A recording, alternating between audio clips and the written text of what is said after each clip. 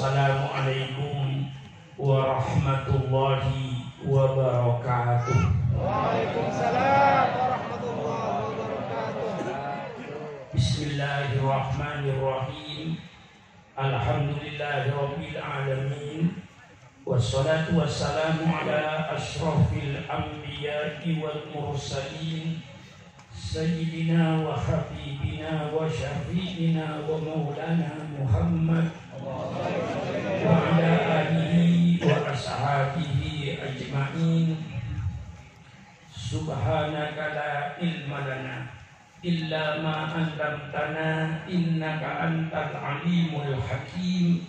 La haula wa la quwwata illa billahil aliyyil azim. Amma ba'du.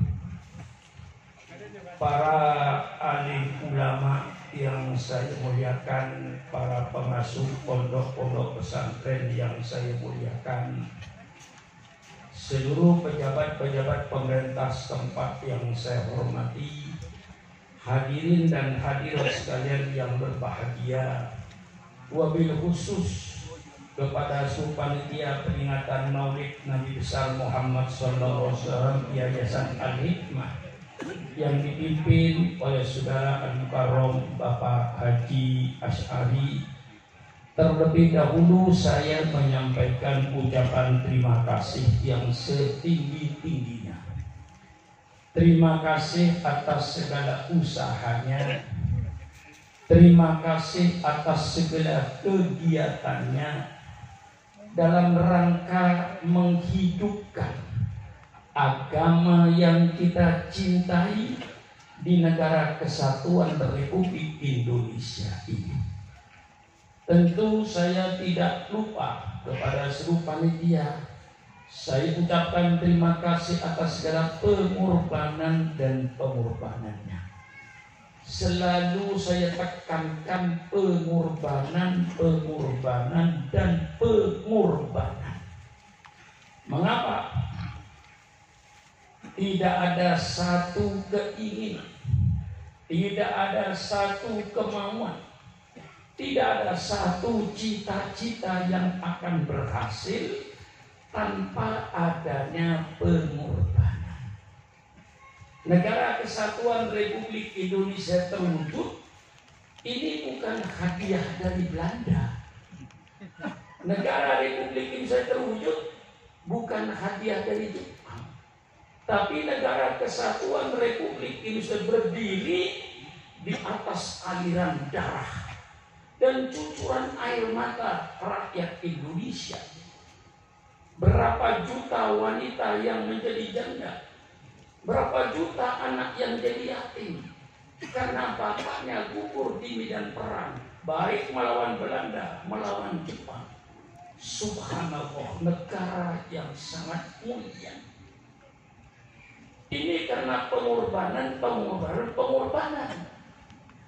Kalau tidak ada pengorbanan, tidak terwujud negara NKRI. Alhamdulillah, umat Islam yang terbesar bantuannya terhadap NKRI ini. Umat Islam dan para ulama yang mendirikan NKRI. Gak usah diragukan umat Islam dan ulama ini. Gak pakai radikal-radikul. Kita sudah aman. Itu cuma kerjaan orang yang tidak punya kerjaan. Kita sejak dulu membangun bangsa ini. Kalau ada orang bertanya sama saya, siapa yang paling banyak pengorbanannya terhadap NKRI? Tolong pemerintah.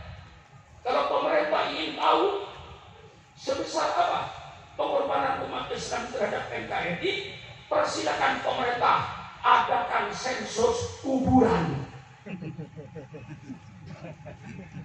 Tolong pemerintah adakan sensus kuburan, tapi bukan kuburan umum, Haji Rifai. Kalau kuburan umum nggak usah disensus. Taman Pahlawan itu sensus. Setiap kota kabupaten di Indonesia mesti ada taman pahlawannya. Tolong pemerintah, kalau ingin tahu jasa umat Islam, adakan sensus kuburan. Taman pahlawan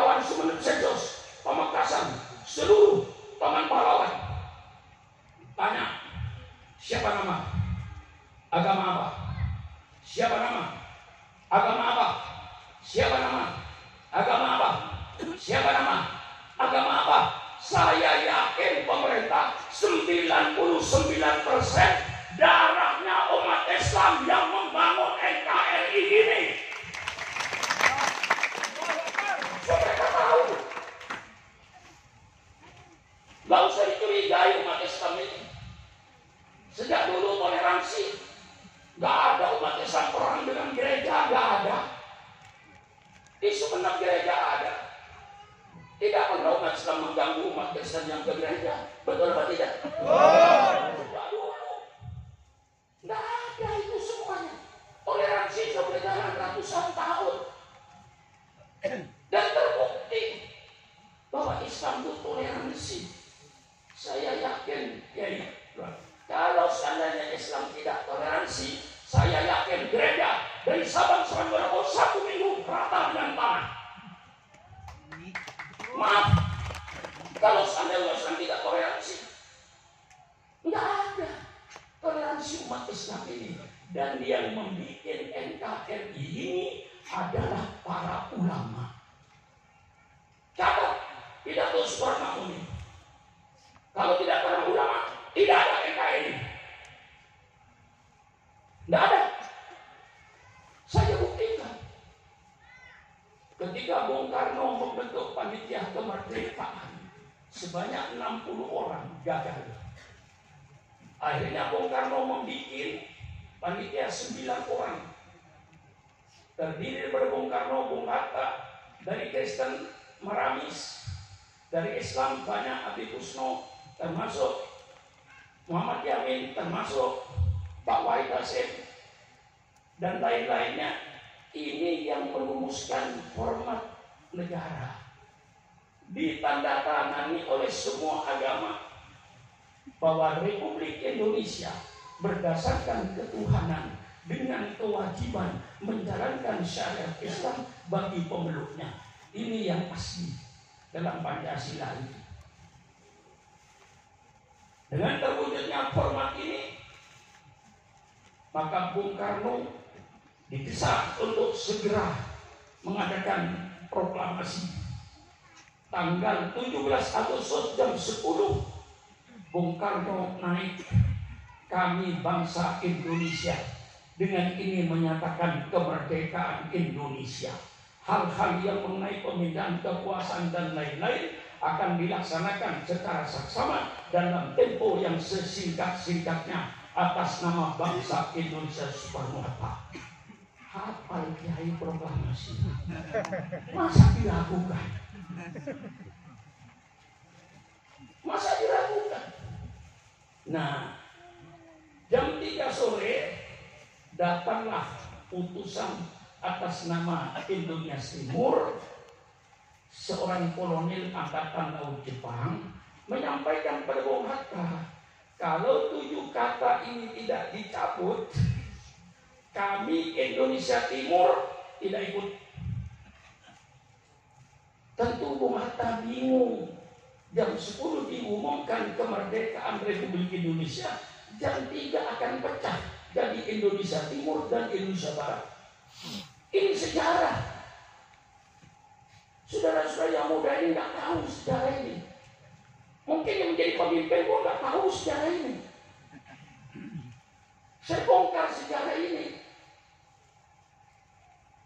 Tanggal 18 Agustus, Bung Hatta terpaksa mengumpulkan kembali 9 orang ini. Minus Pak Wahid Hasim karena sudah pulang ke Jawa Timur. Diganti dengan seorang tokoh dari Sumatera. Terjadi perdebatan supaya mencabut kata-kata dengan kewajiban menjalankan syarat Islam bagi pemeluknya supaya dicabut. Ini tidak dicabut, Indonesia Timur tidak ikut. Akan terjadi 2 republik, Republik Indonesia Timur, Republik Indonesia Barat. Tidak ada NKRI. Perdebatan begitu sengit.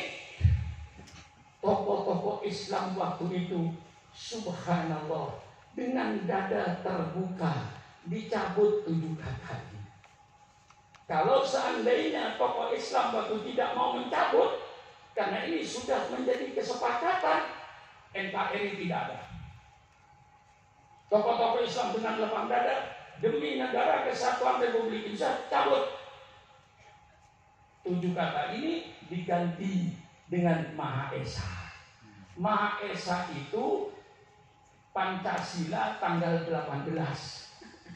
Pancasila tanggal 17 tidak seperti itu. Ketuhanan berdasarkan ketuhanan dengan kewajiban menjalankan syariat Islam bagi pemeluknya. Itu yang disebut Piagam Jakarta.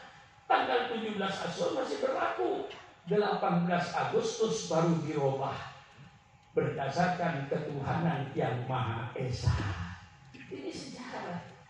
Seandainya waktu itu ulama bertahan tidak mau cabut, ya nggak ada NKRI ini. Masa pengorbanan ulama untuk NKRI sejauh itu? Begitu merdeka kayak sekarang ini kayaknya umat Islam yang dicurigai radikal. Terus terang aja saya bicara ini.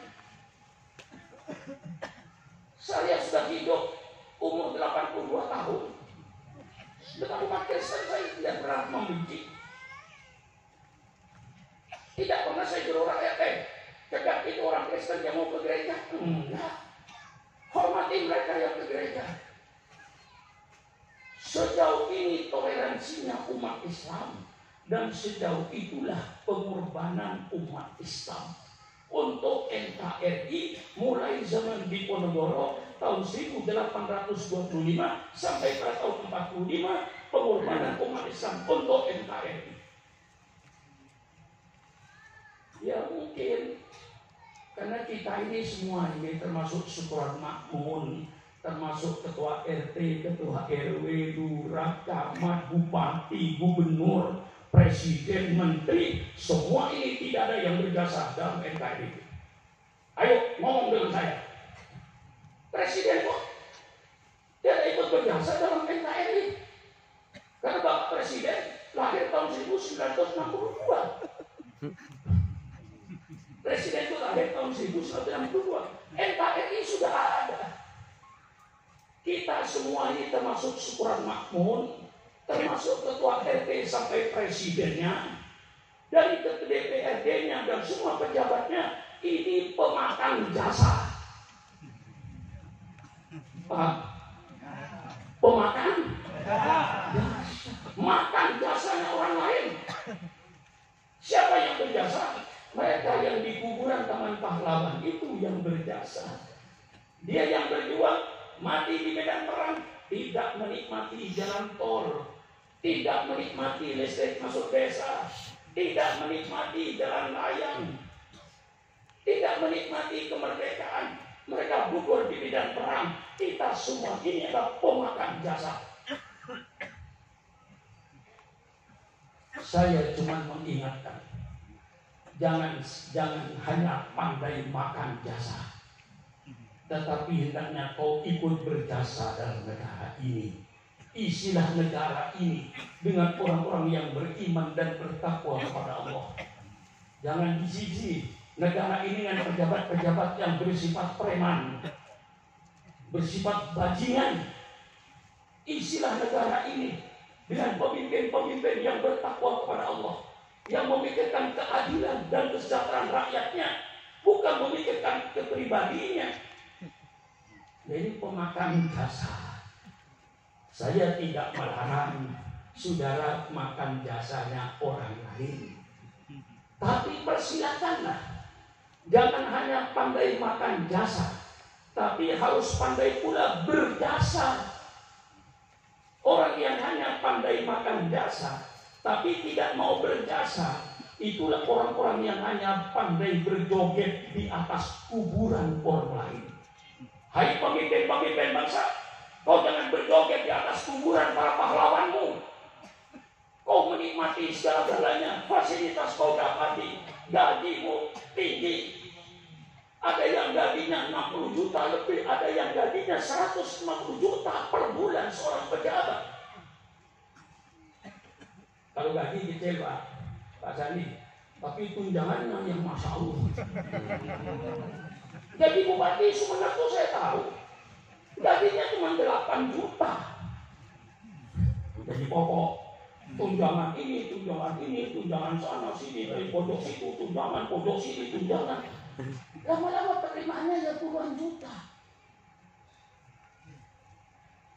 Saya tidak menghalang-halangi Anda makan jasa, tapi tolong jangan hanya pandai makan jasa, tapi hendaknya mari kita berjasa pada bangsa ini, bikin baldatun thayyibatun warbun wafur, bikin suatu negara yang adil dan sejahtera, kesejahteraan dalam keadilan, keadilan dalam kesejahteraan. Jangan dipisah sejahtera dan adil ini. Ini menjadi cita-cita semua bangsa Indonesia. Ini negara Republik Indonesia terwujud karena pengorbanan.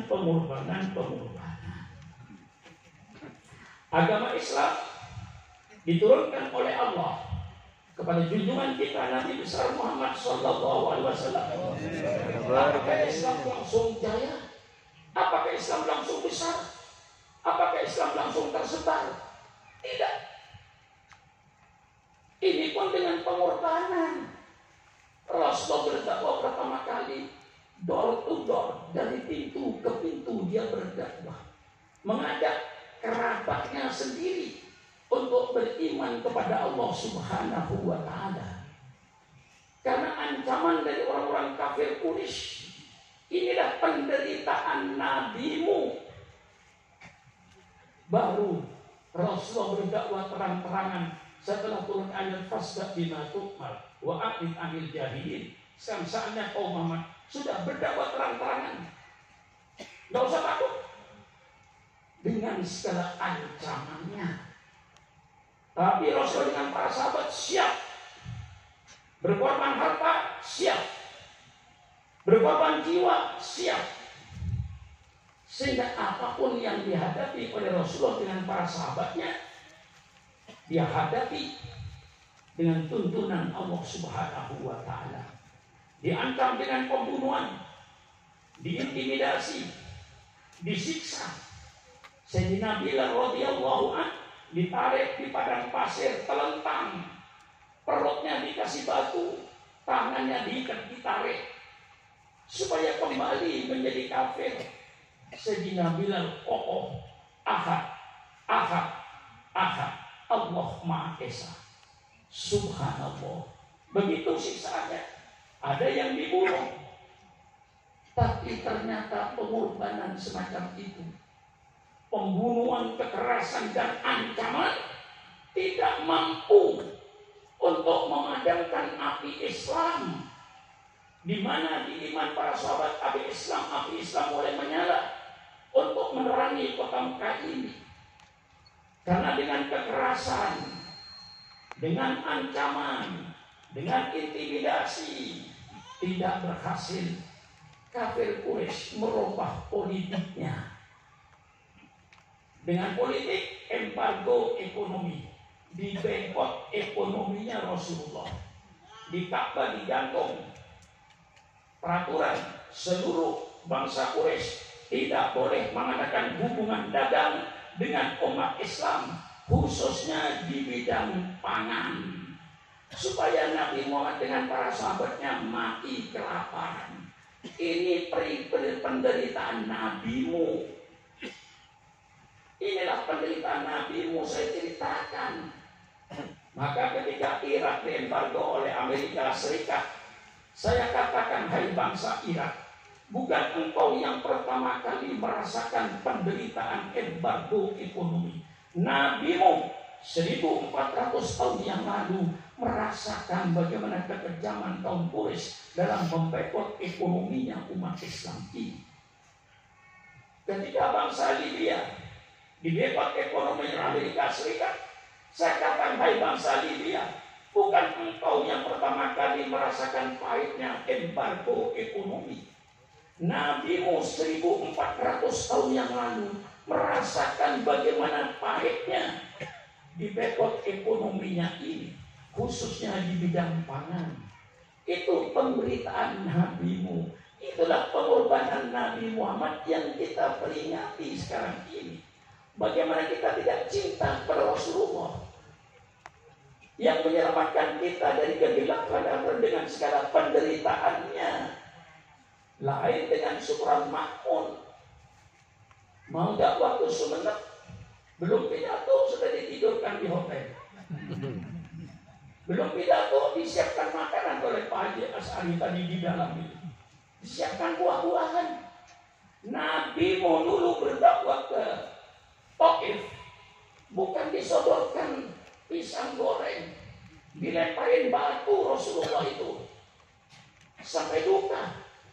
Jibril turun, hai Muhammad, angkat tanganmu, minta kepada Allah. Kami seluruh malaikat-malaikat gunung ini siap untuk menggerakkan bukit-bukit di Taif ini untuk menghimpit kaum Taif ini. Apa kata Jibril ke Rasulullah Subhanahu wa Ta'ala? Apa kata Rasulullah Sallallahu Alaihi Wasallam? Hai Jibril, bukan itu yang saya minta, Jibril. Saya diutus kepada mereka. Kalau mereka mati semua, kepada siapa saya diutus? Allahumma hdi qaumi fa innahum la ya'lamun. Ya Allah, berikanlah petunjuk pada orang Taif ini, karena mereka itu sebenarnya menyakiti dan belum mendapat petunjuk. Berikanlah petunjukmu ya Allah. Itu jawaban Rasul pada orang yang menyakiti. Kalau sudah ada di Sumeneb, kira-kira gimana kalau ada yang menyakiti? Hah? Mungkin doanya macam-macam. Mudah-mudahan bisa berbeledai. Ya, kalau dia bisa berbeledai, mati apa untungnya sudah. Tapi kalau dia dapat hidayah, saudara untung. Inilah Rasulullah. Dengan segala usaha gagal, embargo ekonomi tidak mampu memadamkan api Islam. Justru api Islam semakin menyala, semakin terang. Akhirnya kaum Quraisy merubah politiknya lagi. Ini saya ceritakan penderitaan Nabi. Kalau memuji Nabi sudah jelas, tapi ceritakanlah penderitaan Nabi Muhammad ini ketika menjalankan dakwahnya itu.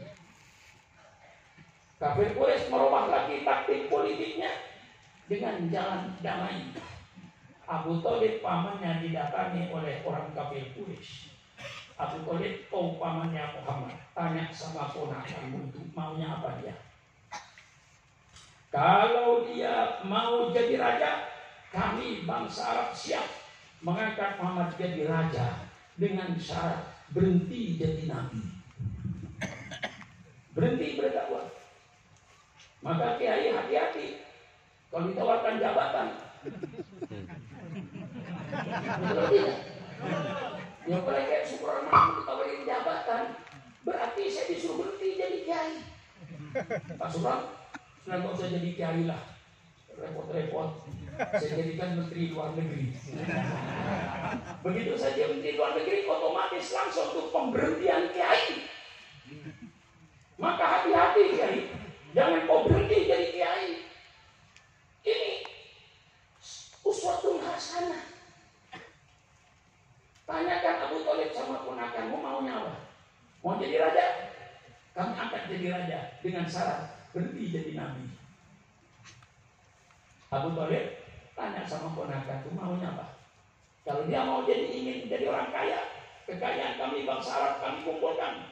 Nanti kami serahkan sama Muhammad sehingga menjadi orang yang terkaya di kota Mekah ini dengan syarat berhenti jadi nabi. Abu Thalib tanya seponakanku maunya apa? Kalau dia ingin kawin, kami kumpulkan anak perawan di kota Mekah ini. Ponakanmu kawinlah 1, 2, 3, 4, 5, 6, gak ada urusan sebanyak-banyaknya, asal berhenti jadi nabi. Kalau ditawarkan sama kiai sekarang kira-kira gimana? Maaf kiai. Kira-kira kalau ditawarkan kesyukuran makmum kira-kira gimana? Ini sejarah cuma berulang. Nggak ada sejarah baru. Sejarah itu cuma ulangan aja. Cuma berbeda format. Sejarah itu ulangan. Sekarang terulang lagi semacam itu. Maka hati-hati. Kalau kiai ditawarkan macam-macam jabatan, saya khawatir nanti setelah duduk di jabatannya jadi mantan kiai. Boleh pilih bekas bajingan atau bekas kiai? Bajingan. Hah? Saya kedua-duanya nggak mau. Saya nggak mau barang bekas. Tapi kalau ditimbang, mana lebih baik? Bekas kiai atau bekas bajingan? Lebih bagus bekas bajingan. Itu yang nabu beduk tiap subuh itu dulu bajingan itu kan pemabuk. Dia istiqomah nabu beduk tiap subuh dan sholat berjamaah di waktu, bekas bajingan. Tuh yang minum-minuman di kafe itu, minuman keras itu bekas kiai itu. Tapi satu nggak ada bekas kiai. Nggak ada bekas kiai, bekas ustaz nggak ada lah. Nah, cuma umpama ada. Lah ini sudah ulangan. Begitu kekerasan gagal, embargo ekonomi gagal, dengan cara politik damai gagal. Akhirnya diadakan musyawarah di Darul Nadwah yang dihadiri oleh iblis berupa manusia. Bagaimana cara mengatasi gerakan Muhammad ini? Wa yamkuru bikallah liyuthbituka aw yaquluka aw yuhriduka wa yamkurullah wallahu khairul makirin. Ini ayatnya. Mereka mengadakan tipu muslihat, Masya Allah, kepada Nabi Muhammad. Bagaimana cara untuk menyetop gerakan Muhammad? Abu Jahal angkat tangan, sebaiknya Muhammad itu dikerangkeng dalam penjara dalam sebuah rumah, kunci dari luar, tidak boleh keluar. Iblis dalam tafsir Qobani yang berupa manusia mengatakan ini pendapat berbahaya, tidak ada gunanya Muhammad di penjara. Sebab apa? Keluarga Muhammad bangsa Quraisy, bangsa-bangsawan, tentu mereka punya wibawa. Kalau kaumnya, anggotanya di penjara pasti akan dibela oleh bangsanya, bangsa Quraisy, bangsa yang mulia, bangsa yang terhormat. Tidak ada gunanya.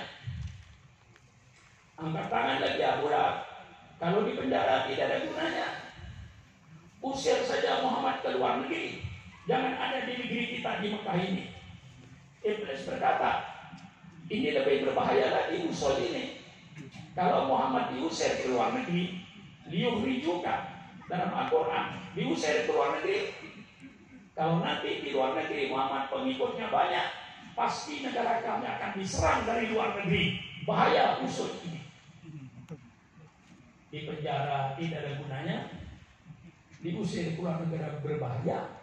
Satu-satunya Abu Jahal putuskan, kalau begitu lihat dulu kah, bunuh saja Muhammad ini. Si iblis berkata, ini pendapat yang benar, bunuh. Diputuskan untuk dibunuh. Akhirnya semuanya suku Quraisy itu mengepung rumahnya Rasulullah dengan pedang terbuka, terhunus. Kata Abu Jahal, Muhammad keluar, potong leher. Jangan kasih kesempatan untuk bicara. Subhanallah, subhanallah. Ini yang diderita oleh nabimu. Maka usikum wa iyaya binafsi bitaqwallah. Syukran makmun nikmat berdakwah. Di mana-mana disambut di lapangan terbang, di Singapura, di Kuala Lumpur, di Brunei, di Indonesia, ditidurkan di hotel. Saya sadar bahwa kenikmatan yang saya rasakan sekarang ini adalah berdiri di atas penderitaan Nabi saya. Dan ini supaya disadari oleh ustaz-ustaz kiai-kiai ini. Saudara sekarang nikmat mempunyai pengikut, dicium tangannya, dihormati. Saudara nikmat itu yang diterima sekarang ini berarti nikmat di atas penderitaan nabimu 1400 tahun yang lalu. Supaya perasaan, supaya sadar. Nah, disinilah perasaan penderitaan Rasulullah. Jibril turun malam itu, wahai Muhammad, datang perintah Allah, malam ini kau tinggalkan kota Mekah ini, hijrah ke Madinah. Subhanallah, disuruh meninggalkan tumpah darahnya, tanah air yang dia cintai, dalam keadaan dikejar musuh. Ya tentu dengan petunjuk Allah. Nabi membaca Qul huwallahu ahad, Qul a'udzu bil falaq, Qul a'udzu bin nas, baca ayat kursi, kemudian waja'na min baini aydihim saddaw wa min khalfihim saddaw fa arsalnahum fa hum la yubsirun. Ambil pasir ditabur, mereka tertidur. Rasulullah keluar dengan aman menuju rumahnya Abu Bakar Siddiq radhiyallahu anhu. Ada apa Rasulullah? Abu Bakar, malam ini saya dan kau diperintahkan oleh Allah untuk meninggalkan kota Mekah ini di tengah malam, diancam pembunuhan. Bagaimana perasaan nabimu ketika itu? Bagaimana perasaan sahabat Nabi Abu Bakar ketika itu? Tapi apa jawab Abu Bakar Siddiq radhiyallahu anhu? Kalau ini memang sudah perintah Allah ya Rasulullah, mari kita tinggalkan kota Mekah ini. Abu Bakar tidak mikirkan rumahnya, tidak mikirkan hartanya, karena cinta sama Rasulullah. Inilah satu-satunya sahabat, barangkali umat Islam, yang membuktikan sabda Rasulullah sallallahu alaihi wasallam, la yu'minu ahadukum hatta akuna ahabba ilaihi min malihi wa waladihi wa walidihi wan nasi ajma'in. Tidak sempurna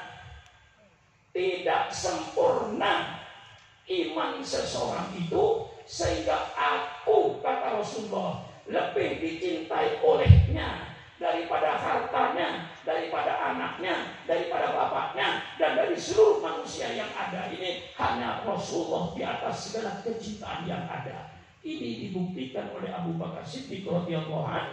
Dia tinggalkan kota Mekah, tidak peduli dengan rumah dan keluarganya, karena cinta Rasulullah. Rasulullah bersabda, almarhum man habba. Setiap manusia nanti akan bersama-sama dengan yang dia cintai.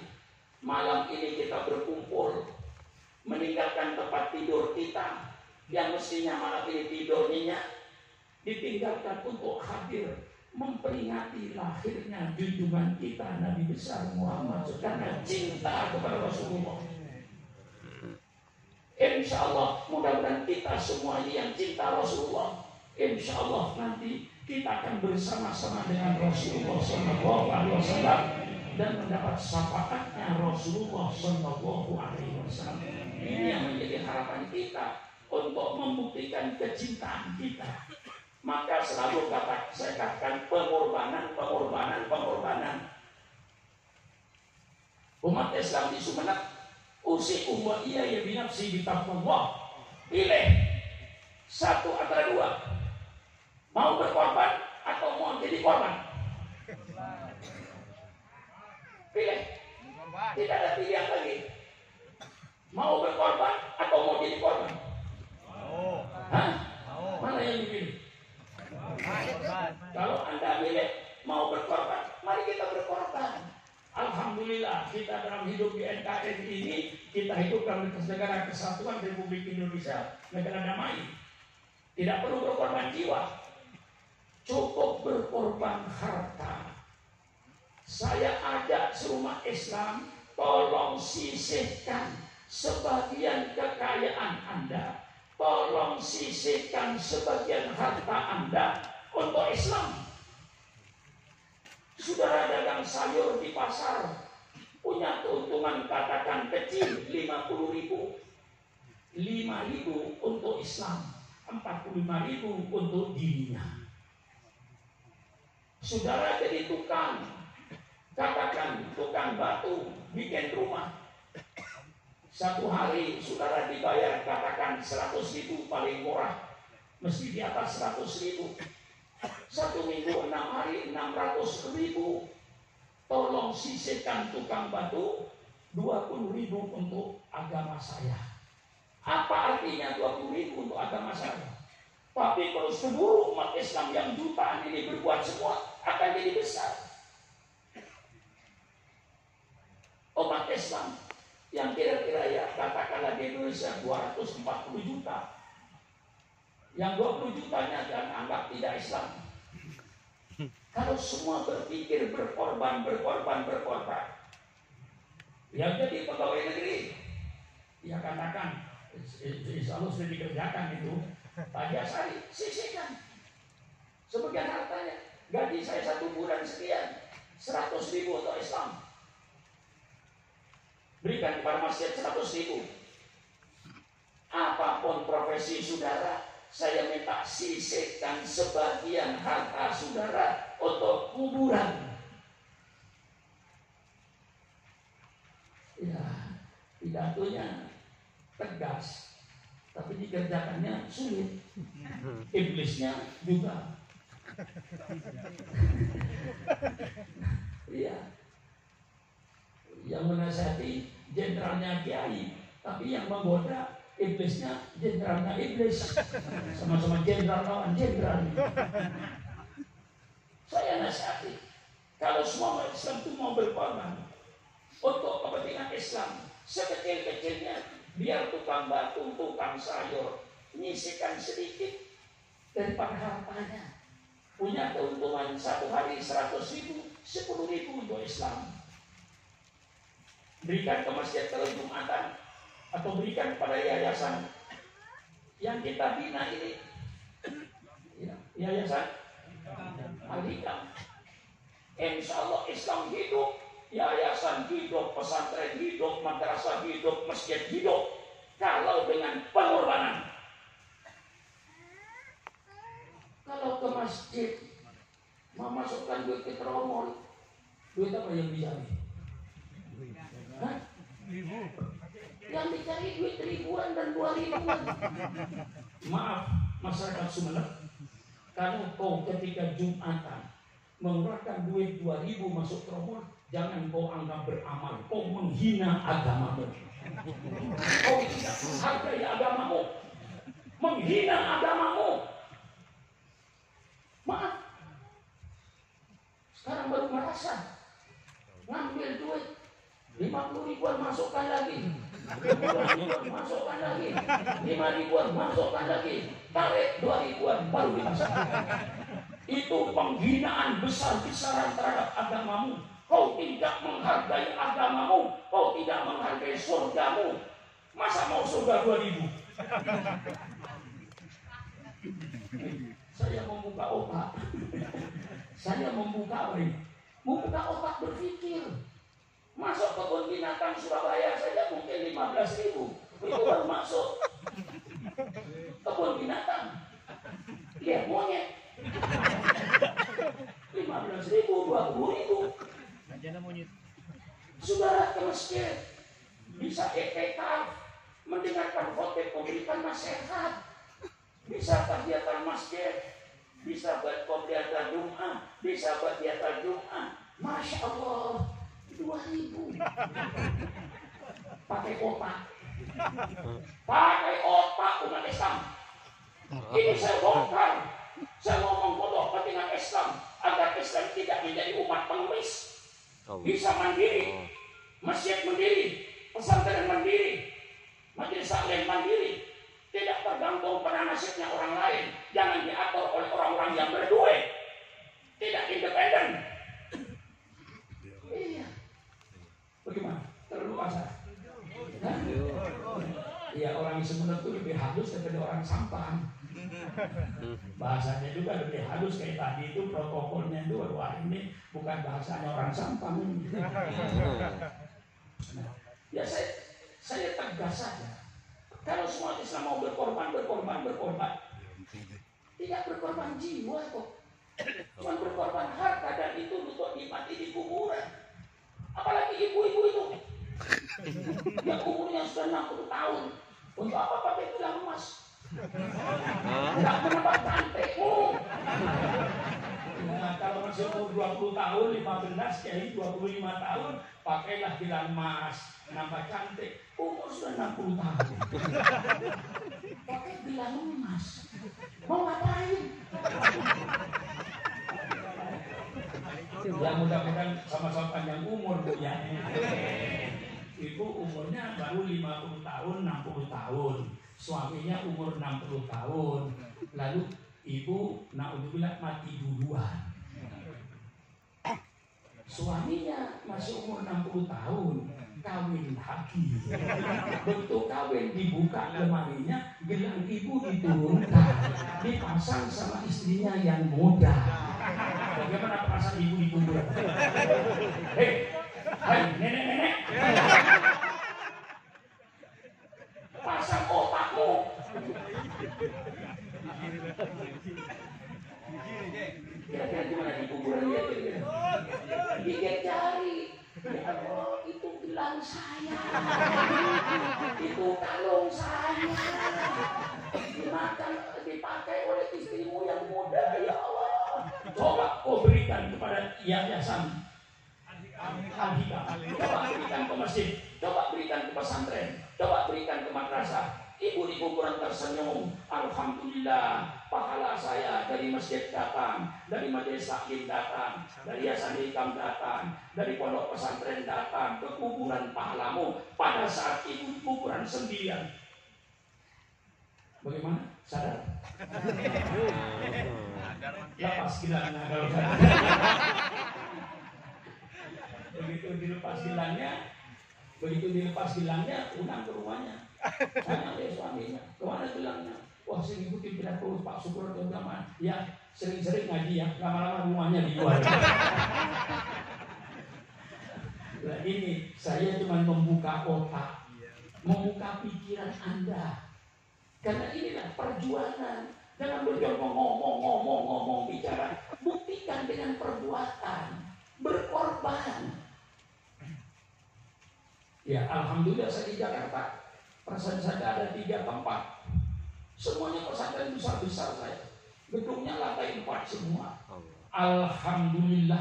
Sampai sekarang 1 rupiah pun tidak ada bantuan pemerintah. Padahal bangunan mungkin sudah lebih daripada 80 miliar. Kalau saya hitung semua. Karena saya agak berkorban. Mari berkorban. Kalau tidak ingin jadi korban, hari masyarakat Sumeneb berkorbanlah supaya tidak jadi korban. Kalau sudah jadi korban, tidak perlu berkorban lagi. Sudah jadi korban, mau apa? Lalu saya ceritakan pengorbanan Rasulullah dalam rangka menerima agama dari Allah. Nabi Muhammad datang tidak membawa agama baru. Rasulullah datang tidak membawa agama baru. Rasulullah datang itu menyempurnakan agama yang sudah dibangun oleh nabi-nabi sebelumnya. Maka kalau sudah siapa yang membangun agama Islam, saudara menjawab yang membangun agama Islam Nabi Muhammad SAW. Tidak sempurna, bukan berarti salah. Tidak sempurna. Jawaban yang benar orang Sumeneb. Siapa yang membangun agama Islam? Agama Islam dibangun oleh 25 Rasul. Nabi Muhammad Nabi yang ke-25 untuk menyempurnakan, bukan membawa agama baru. Rasul tidak membawa agama baru. Agama Islam dibangun oleh 25 Rasul. Dan Islam hanya menurunkan satu agama, namanya agama Islam. Sebelum Allah menurunkan agama Islam, Allah ciptakan dulu siapa pelaksananya syariat Allah. Wa idh qala rabbuka lil malaikati inni ja'ilun fil ardi khalifah. Saya akan menjadikan khalifah di bumi ini sebagai wakil saya untuk melaksanakan syariat Allah. Diciptakan Nabi Adam dan keturunannya itu untuk melaksanakan syariat Allah. Kalau tidak diciptakan Nabi Adam, siapa pelaksananya? Enggak ada. Diciptakan oleh Allah Nabi Adam dengan keturunannya, nantinya sebagai pelaksana syariat Allah. Turun Nabi Adam. Nabi Adam mengajak umatnya supaya beriman kepada Allah Subhanahu wa ta'ala, sujud kepada Allah, bukan sujud kepada Nabi Adam. dan Nabi Adam bersama-sama dengan umatnya sujud kepada Allah pencipta alam semesta. Ini ajaran tauhid yang sudah dibangun sejak Nabi Adam alaihissalam. Datang Nabi Nuh alaihissalam. Apa seruan Nabi Nuh sama dengan seruan Nabi Adam? Nabi Nuh hanya mengajak umatnya beriman kepada Allah pencipta alam semesta, sujud kepada Allah, bukan sujud kepada Nabi Nuh. Dan Nabi Nuh bersama-sama dengan umatnya sujud kepada Allah. Islam. Datang Nabi Ibrahim alaihissalam. Apa seruan Nabi Ibrahim sama? Nabi Ibrahim berseru supaya umatnya beriman kepada Allah, sujud kepada Allah, bukan sujud kepada Nabi Ibrahim. Dan Nabi Ibrahim bersama-sama dengan umatnya sujud kepada Allah pencipta alam semesta. Tauhid Islam. Datang Nabi Musa alaihissalam. Seruan Nabi Musa sama, mengajak umatnya beriman kepada Allah, sujud kepada Allah, bukan sujud kepada Nabi Musa. Dan Nabi Musa bersama-sama dengan umatnya sujud kepada Allah pencipta alam semesta. Islam. Datang Nabi Isa alaihissalam yang oleh saudara kita disebut Yesus Kristus. Ada yang menyebut Tuhan Yesus, ada yang menyebut anak Tuhan, dan seterusnya. Urusan mereka, persilakan keyakinan mereka. Tapi dalam Al-Quran Nabi Isa alaihissalam seruannya sama seperti Nabi Musa, sama seperti Nabi Ibrahim, sama seperti Nabi Nuh dan nabi-nabi sebelumnya. Nabi Isa hanya mengajak umatnya supaya beriman kepada Allah pencipta alam semesta, sujud kepada Allah, bukan sujud kepada Nabi Isa. Dan Nabi Isa bersama-sama dengan umatnya sujud kepada Allah. Islam. Datang junjungan kita yang kita rayakan malam hari ini, junjungan kita Nabi besar Muhammad sallallahu alaihi wasallam. Apa seruan Nabi Muhammad? Seruan Nabi Muhammad sama dengan seruannya Nabi Isa Yesus Kristus, sama dengan seruannya Nabi Musa, sama dengan seruannya Nabi Ibrahim, sama dengan seruan Nabi Nuh dan nabi-nabi sebelumnya. Nabi Muhammad berseru kepada umatnya agar beriman kepada Allah pencipta alam semesta, sujud kepada Allah, bukan sujud kepada Nabi Muhammad. Dan Nabi Muhammad bersama-sama dengan umatnya sujud kepada Allah. Islam. Fondasinya sama, fondasi tauhid, la ilaha illallah Muhammadur Rasulullah wa ilahukum ilahu wahid. Ini fondasi agama Allah. Apa bedanya Pak Sukon? Tidak ada bedanya. Hanya syariat Allah itu diturunkan oleh Allah sesuai dengan perkembangan manusianya dan kebutuhan manusianya. Lalu Al-Quran diturunkan zaman Nabi Adam, tidak ada yang melaksanakan. Zaman Nabi Adam, syariat Islam sederhana. Pada zaman Nabi Adam tidak ada undang-undang nyolong. Mengapa zaman Nabi Adam tidak ada undang-undang nyolong? Karena tidak ada orang nyolong. Mengapa tidak ada orang nyolong? Karena tidak ada orang. Betul nggak? Siapa yang mau nyolong sama Nabi Adam? Karena belum dikapling-kapling. Kan sudah ada yang kapling-kapling tanah. Jangankan kapling, negara kagak ada. Zaman Nabi Adam nggak ada Singapura, nggak ada Malaysia, tidak ada Saudi Arabia, tidak ada Inggris, tidak ada Prancis. Yang ada dunia. Milik siapa? Milik Nabi Adam dengan Siti Hawa berdua. Siapa yang mau nyolong sapi? Siapa yang mau nyolong rambutan? Nggak ada. Nggak perlu. Zaman Nabi Adam, undang-undang perkawinan tidak sesempurna kita sekarang ini. Mengapa? Karena zaman Nabi Adam tidak ada orang kawin. Mengapa tidak ada orang kawin? Karena tidak ada orang. Yang kawin hanya anaknya Nabi Adam. Oleh Allah dipermudah. Zaman Nabi Adam kakak kandung kawin dengan adik kandungnya, dikawinkan oleh Nabi Adam. Zaman Nabi Adam dikasih kemurahan oleh Allah, sederhana. Jadi kalau di Sumeneb sekarang ada orang mau kawin dengan adik kandungnya Sri karena cantik, itu orang salah lahir. Mestinya lahirnya zaman Nabi Adam. zamannya Adam. Kalau lahirnya zaman Nabi Adam boleh. Datang Nabi Nuh disempurnakan oleh Allah. Datang Nabi Ibrahim disempurnakan oleh Allah. Datang Nabi Daud disempurnakan oleh Allah dengan kitab Zaburnya. Datang Nabi Musa disempurnakan oleh Allah dengan kitab Tauratnya. Datang Nabi Isa disempurnakan oleh Allah dengan kitab Injilnya. Maka kita umat Islam wajib percaya pada kitab-kitab suci yang diturunkan oleh Allah, tapi kita percaya pada kitab suci yang asli. Kitab Taurat yang asli ialah firman Allah yang Allah berikan kepada Nabi Musa. Tidak ada perkataan Nabi Musa dalam kitab itu. Tidak ada perkataan pendeta-pendeta pada zamannya. Murni firman Allah kepada Nabi Musa. Itu Taurat yang asli. Mencari Taurat yang asli sekarang, dicari di pojok bumi pun tidak ada akan ketemu. Dan oleh Allah sudah diangkat kitab-kitab ini. Disempurnakan dengan kitab Injil. Kita percaya pada kitab Injil. Injil yang mana yang kita percaya?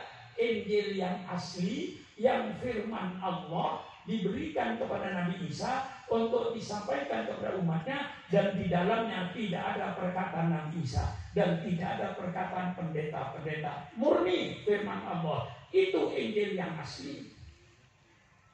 Nah sekarang Injil itu jadi 5. 4 diatur oleh gereja.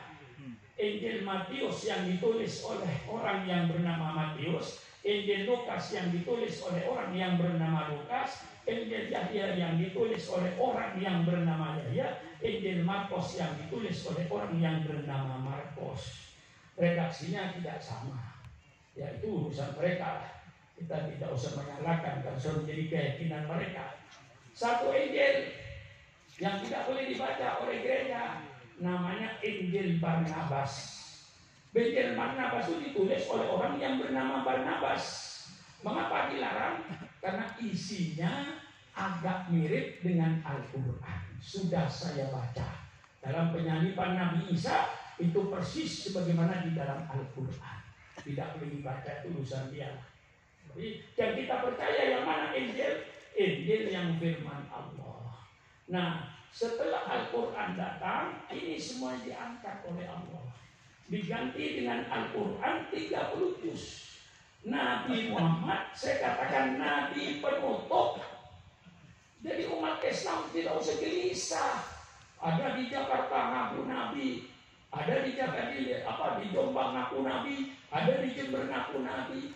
Kita ahli sunnah wal jamaah tidak usah bingung. Tidak ada Nabi setelah Nabi Muhammad. Siapapun yang ngaku Nabi setelah membuat itu Nabi palsu. Nggak usah gelisah. Oleh kita dari Kiai sudah dibaca tadi. Maka nama Muhammadun aba hadin min rijalikum walakin Rasulullah wa khataman nabiyyin. Muhammad itu bukan salah seorang daripada ayah seseorang, tapi dia sebagai rasul dan penutup para nabi. Maka Rasulullah Shallallahu Alaihi Wasallam bersabda dalam kitab Sahih Muslim dalam bab Muhammad Khatamun Nabiyyin, Rasulullah bersabda, "Mathali wa mathalul anbiya min qabli kamathali man bana baitan wa ana akhiru man wada'a lillahi." Perumpamaan saya, kata Nabi Muhammad, dengan nabi-nabi sebelum saya itu cuma ibaratkan orang yang membangun sebuah rumah besar.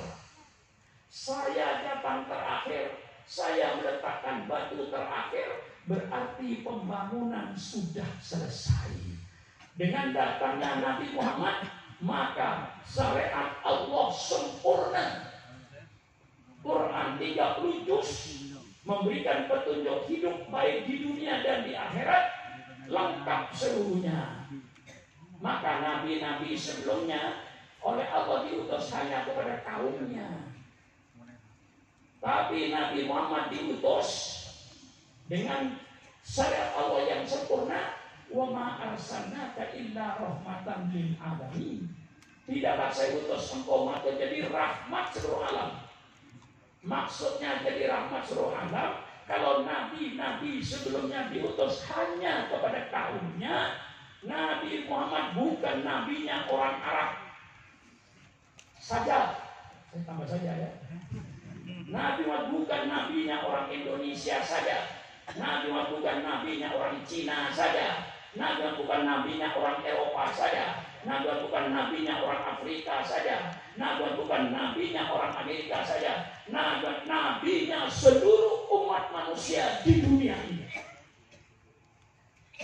Itu namanya rahmatan lil alamin. Kemarin pernah ada pertemuan di rumah saya. Mungkin itu termasuk viral juga.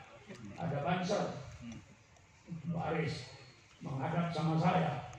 Saya katakan, Anda tahu nggak sejarah banser didirikan oleh ulama NU?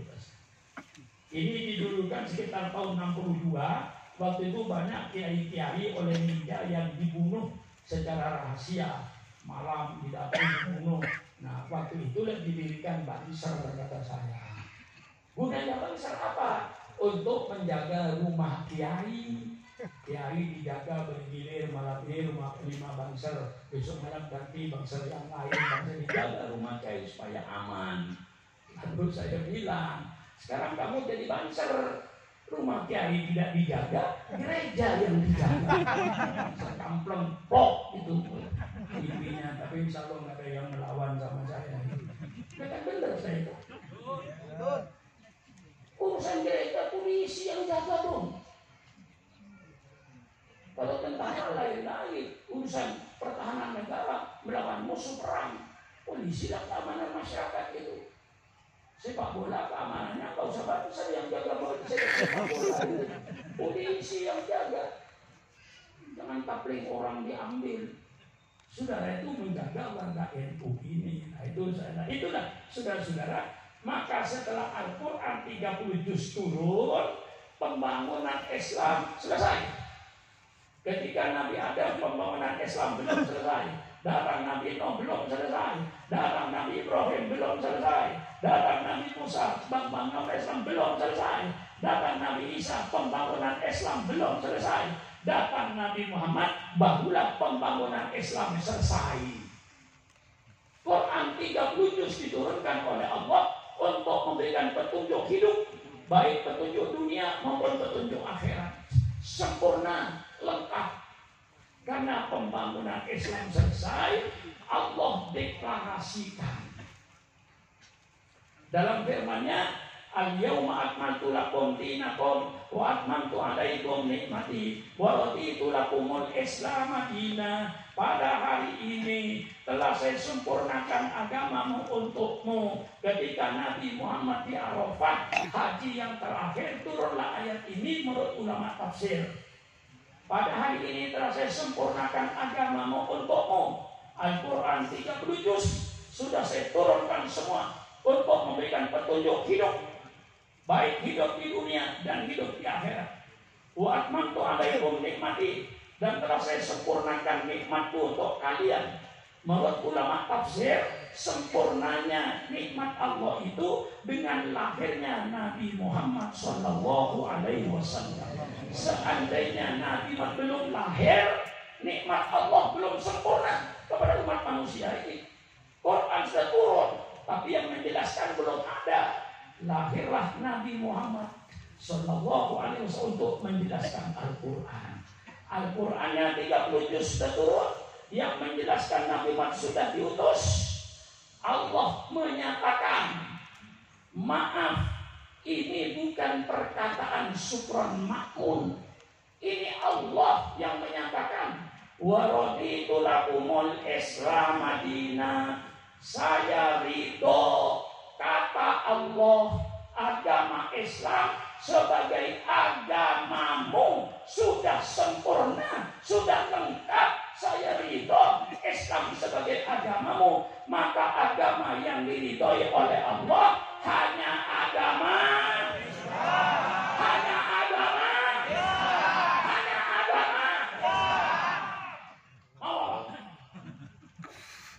Allah yang bilang, bukan surah Mahmud. Mulai. Mau kagak orangnya. Iya, saya sudah tua kayak gini.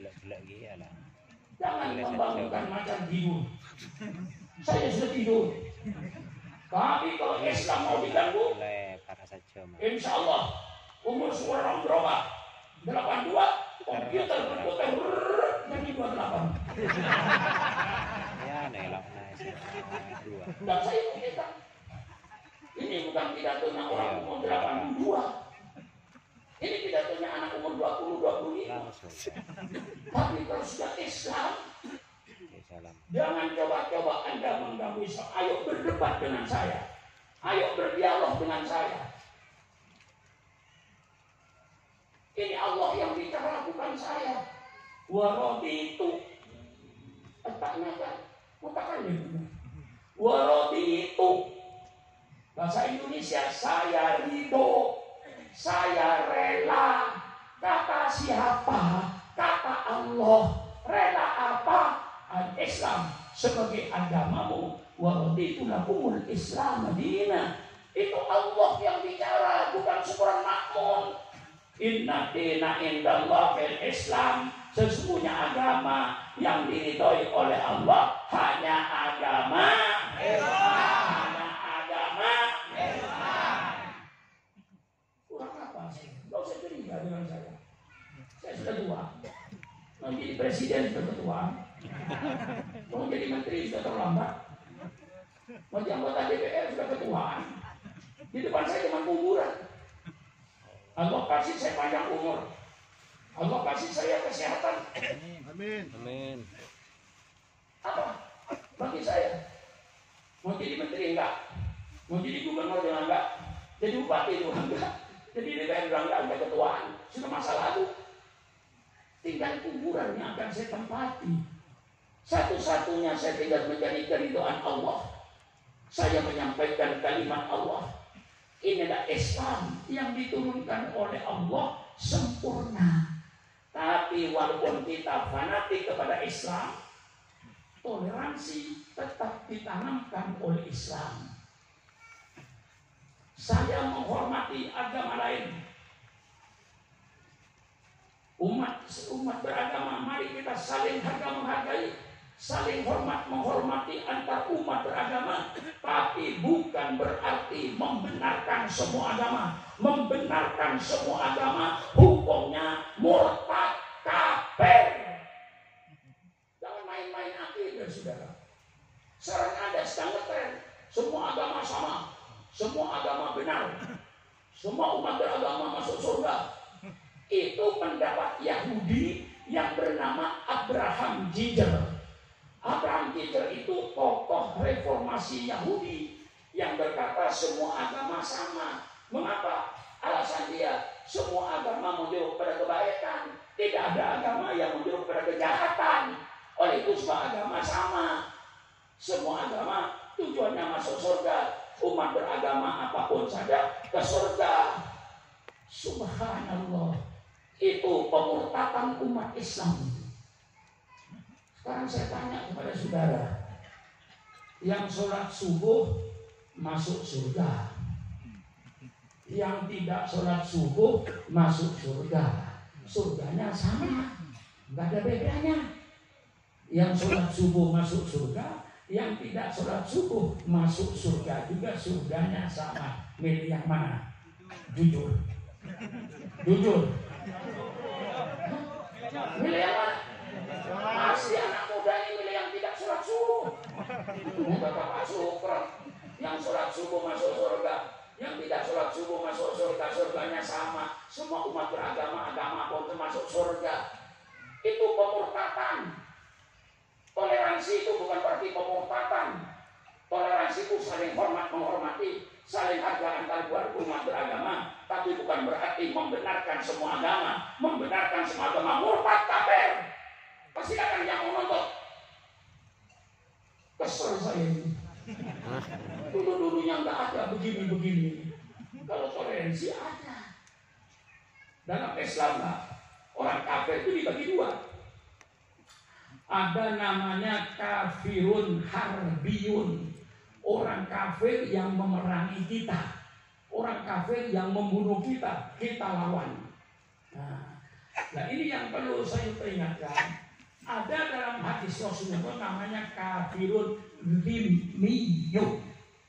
Kafirun dhimmiyun itu orang kafir, tapi hidup damai dengan umat Islam, tidak mengganggu Islam. Kayak saudara-saudara kita orang Cina itu yang ada di Indonesia, mereka tidak mengganggu Islam, tidak menghina Islam, hidup rukun dengan umat Islam. Itu namanya kafirun dhimmiyun, orang kafir yang wajib dilindungi. Nah, Rasulullah bersabda, "Waman ada dhimmiyyan fa ana khasmuhu idza kuntu khasmuhu yaumil qiyamah." Barang siapa yang menyakiti orang kafir yang hidup rukun dengan orang Islam, berarti saya lah musuhnya pada hari kiamat. Kalau saya musuhnya, kata saya musuhi dia hari kiamat. Subhanallah. Tolong carikan agama lain yang lebih toleransi daripada Islam. Tolong carikan. Ini adalah Islam toleransi. Rasul bersabda, "Man ada dia, faqad adani." Barang siapa yang menyakiti orang kafir yang hidup rukun dengan umat Islam, berarti dia telah menyakiti saya. Mana ada yang lebih toleransi? Tolong carikan agama lain yang berdasarkan kitabnya yang kayak Islam toleransi. Al-Quran menyatakan, "La tasubul ladina yad'una min dunillah fayasubbullah adwan biwali ilmi." Hai orang-orang yang beriman, kau jangan menghina orang-orang yang menyembah kepada selain Allah, karena nanti mereka akan menghina Allah. Timbullah permusuhan di antara kamu. Kurang jelas apa Quran ini yang mengajarkan toleransi? Tidak ada yang lebih toleransi daripada Islam. Ini saya direct saudara. Kalau saya dituduh seorang yang tidak toleransi Islam, yang tidak toleransi Islam, yang tidak toleransi Islam, sakit hati saya. Karena Islam mengajarkan toleransi. Ini ayat Qurannya, ini hadisnya. Karena Al-Quran diturunkan untuk mengatur, untuk membentuk satu peradaban. Ya. Sekarang ini kita sedang perang peradaban antara peradaban Islam dengan peradaban Barat. Sekarang sedang perang. Mereka ingin menghancurkan peradaban Islam supaya assalamualaikum diganti dengan selamat pagi. Sudah jilbab bukan ajaran Islam dan seterusnya untuk membingungkan umat Islam. Mereka ingin menukar peradaban Islam dengan peradaban Barat. Maka kita harus mempertahankan peradaban Islam. Dan saya yakin satu peradaban bangsa yang paling indah adalah peradaban Islam. Dalam peradaban berumah tangga, peradaban Islamlah yang terindah. Kalau seorang pemuda menaksir seorang gadis, itu namanya pemuda yang wajar. Laki-laki senang dengan perempuan, perempuan senang laki-laki, itu kudrat Allah. Kalau ada anak laki-laki berkata, "Saya ketemu dengan anak perempuan cantik, saya enggak apa-apa, saya kesenggol dengan dia sama dengan kesenggol tiang listrik." Itu laki-laki enggak waras itu. Perlu periksa dokter itu. Tapi kalau sang anak muda, saya kalau melihat laki-laki perempuan cantik pakai hati saya dan hidup normal, bagus, sesuai dengan kudrat Allah. Allah yang menyuruh laki-laki cinta perempuan, perempuan cinta laki-laki. Tidak ada larangan pergaulan bebas.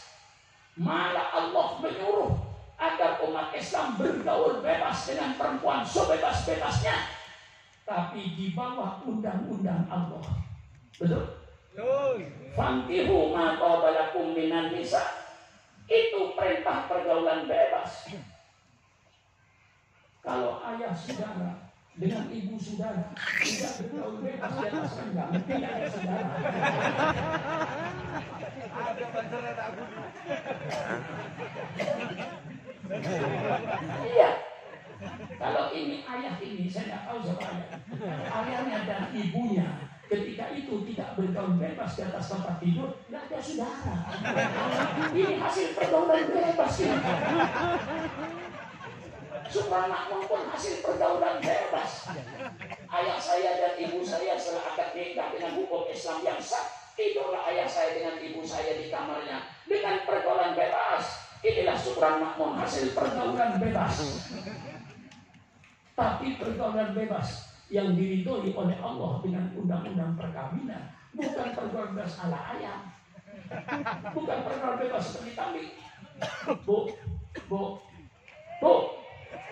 Bu, matanya melotot di panggul. Maaf Bu ya, Bu, minta maaf saya di tempat saya Bu, kalau matanya melotot itu dipanggil gak nyaut, itu namanya ikan asin Bu. Kalau ikan asin gak Bu? Matanya melotot dipanggil gak nyaut. Ibu matanya melotot dipanggil gak nyaut, malah menakutkan itu. Bu, tahu ayam gak? Ayam bertelur 6 biji, ngerem, netes jadi ayam jago. Gede-gede anak ayamnya di jago itu gede-gede, ibu kandungnya dikawin. Kurang ajar nggak? Kurang ajar nggak? Siapa?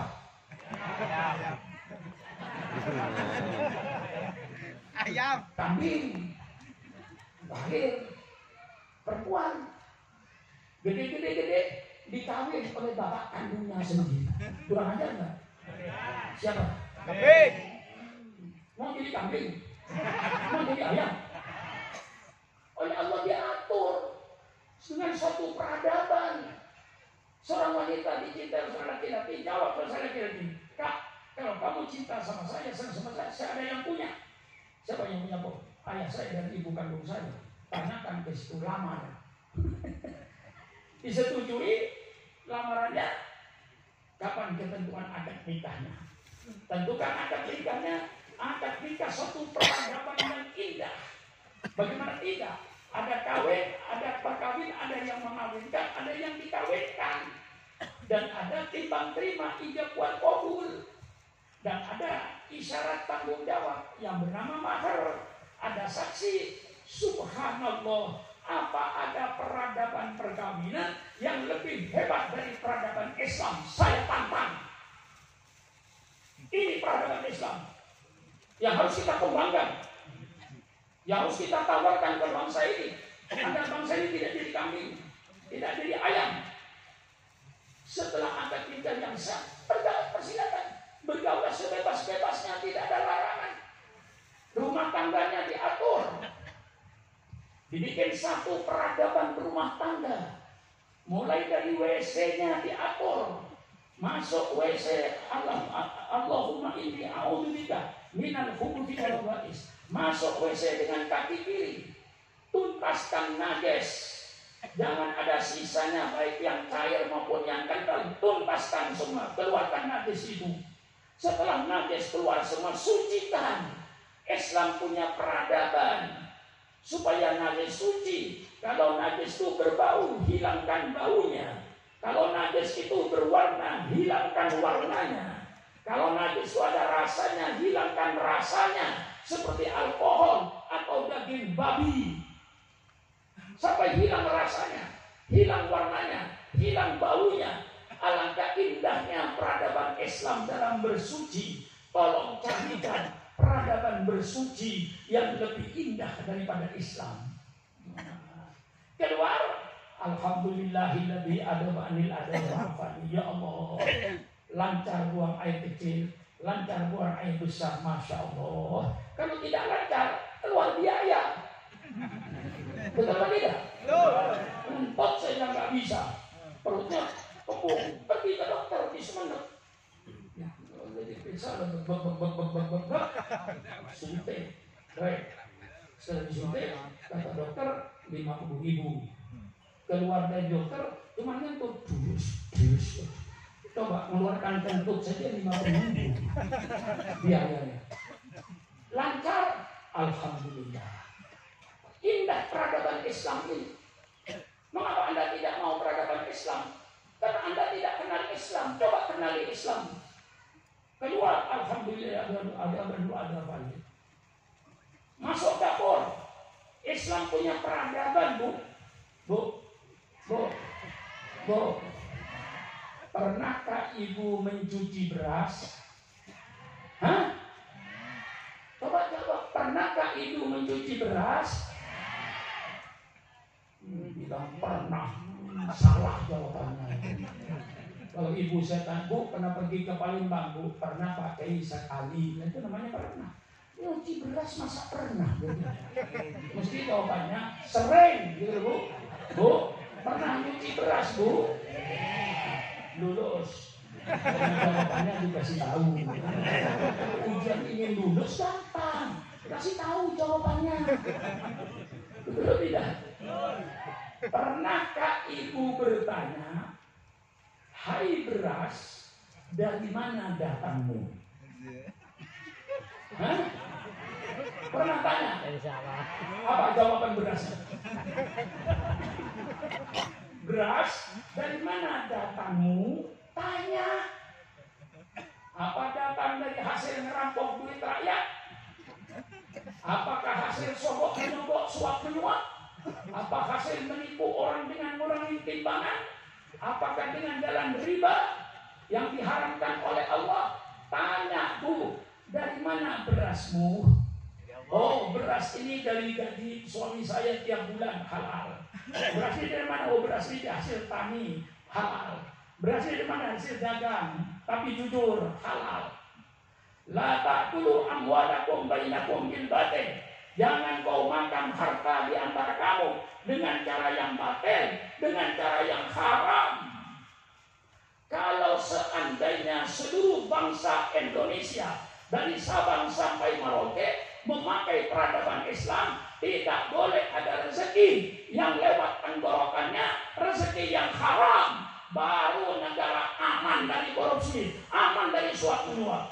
Tapi selama bangsa Indonesia yang penting kenyang, halal haram tidak peduli, hak batil tidak peduli, yang penting perut saya kenyang. Jangan mengharapkan korupsi akan habis Indonesia, akan tambah subur Indonesia. Benar pidato saya ini. Kalau bangsa Indonesia, apalagi pegawai negerinya, yang penting perut saya kenyang, halal haram tidak peduli, hak batil tidak peduli. Yang penting korupsi kenyang. Oh, jangan diharapkan korupsi akan berakhir. Korupsi akan berakhir kalau sudah rakyat Indonesia berpikir jangan ada rezeki yang lewat tenggorokan saya, rezeki yang najis, rezeki yang haram, harus yang halal. Insya Allah korupsi habis Indonesia, sogok menyogok habis, suap penyuap habis, ngurangi timbangan habis, penipuan habis.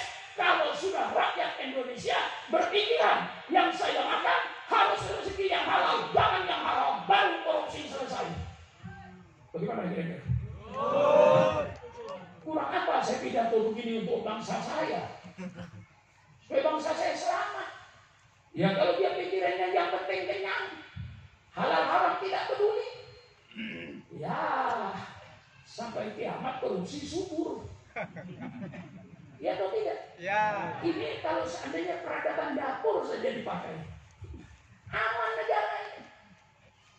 Ya, penting pemilihan umum itu Pak, biayanya ratusan triliun. Biayanya pemilu. Akhirnya kita pilih pemimpin dengan biaya yang begitu mahal. Setelah jadi pemimpin, digaji oleh rakyat. Maaf, semua pegawai negeri itu yang dimakan duitnya rakyat supaya sudah berbakti kepada rakyat. Jadi pikiran pegawai negeri dan pemerintah itu pikirannya bagaimana menegakkan keadilan, bagaimana mensejahterakan rakyat. Itu pikirannya. Saudara digaji, saudara bergelimang dengan kenikmatan duit rakyat, baju saudara duit rakyat, rumah saudara duit rakyat, yang dimakan saudara duit rakyat. Satu-satunya kau berbaktilah kepada rakyat.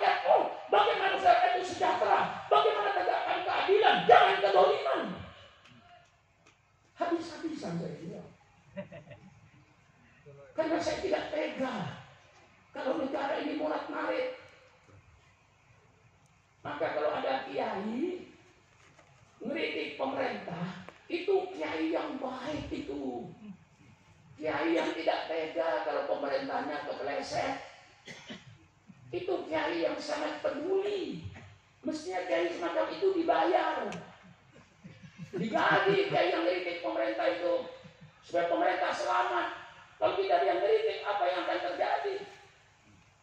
Inilah kerjaan kiai. Membuat satu peradaban. Kalau peradaban dapur saja dilaksanakan untuk memberantas korupsi, laksanakan peradaban Islam, peradaban dapur. Supaya yang dimakan rezeki yang halal, korupsi tidak ada, sokong menyogok tidak ada, sokong tidak ada, menipu dalam perdagangan tidak ada, ngurangi timbangan tidak ada.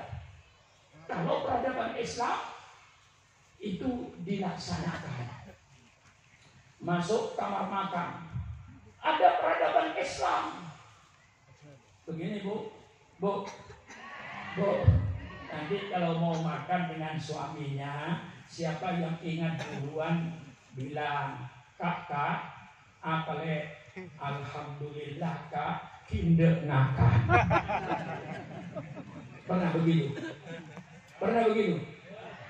Alhamdulillah masih mau makan. Berapa banyaknya orang yang tidak mau makan? Persilakan malam ini Bapak keliling rumah sakit. Semakin Sumeneb semuanya, rumah sakit Sampang Bangkalan, ribuan manusia tidak mau makan. Yang dimakan obat. Cukup. Susu ada, telur ada, pisang ada, nasi, tapi tidak mau makan. Ribuan manusia malam ini yang tidak mau makan. Saudara Pak Haji yang berkumis masih mau makan enggak? Baju hijau ini masih mau makan? Masih mau makan? Protokol masih mau makan? Saudara masih mau makan enggak? Alhamdulillah masih mau makan. Berapa banyaknya orang yang tidak mau makan? Nah, begitu suaminya mendengar istrinya bilang, kak, alhamdulillah kak, tidak makan. Pas laki aja, iya le, alhamdulillah le, saya kakak ngeduduk. Berapa banyak orang mau makan? Yang dimakan kagak ada. Lihat pengungsi itu, bencana alam itu. Dia mau makan, yang dimakan kagak ada. Ada yang dimakan banyak, di rumah sakit tidak mau makan. Alhamdulillah masih mau makan. Alhamdulillah yang dimakan ada. Subhanallah, nikmatnya bukan main. Baru bismillahirrahmanirrahim. Ini peradaban Islam. Nggak tahu peradaban kafir makannya, saya nggak tahu. Ini peradaban Islam. Begitu makan, alhamdulillahilladzi at'amani wa saqani wa min muslimin. Masya Allah. Peradaban kamar tidur.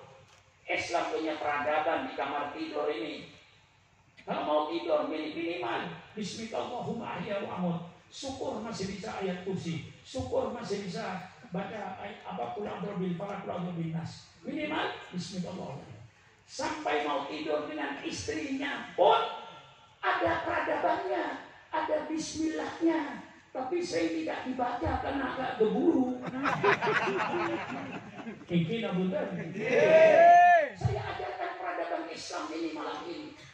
Bahwa Islam itu punya adab. Jadi ilmu tadi saya tua mampan. Jadi ngaji pidato kulo sing tidak mudah nih kan. Deki pola mari ngaji. Silakan ongke. Tanya akhirnya lu, Kak. Mari bismillah aja Kak. Tinggal tolong. Tolong. Ongke tersumbi. Ada so ajam. Islam punya peradaban. Kalau mau tidur dengan istrinya sebelum naik, bismillah, Allahumma jannibi syaitan anni wa jannibni anhu warzuqni dzurriatan thayyibah. Ya Allah, jauhkanlah setan dari saya, jauhkan saya dari setan.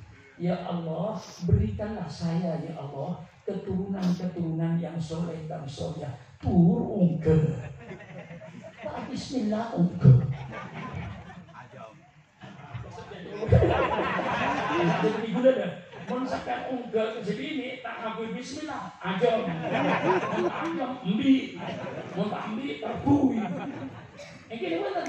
Punya peradaban Islam sampai kamar depan, terima tamu, ada peradaban Islam. Jangan pakai peradaban yang tidak berdasarkan Quran dan Sunnah Rasulullah. Peradaban yang berdasarkan firman Allah. Peradaban yang berdasarkan Sunnah Rasulullah. Makanya yu'minu billahi wal yawmil akhir fajibrin doifahu. Barang siapa yang beriman kepada Allah wajib menghormati tamu. Tamu dihormati. Ini peradaban Islam. Tamu juga mau masuk rumah jangan sembarangan.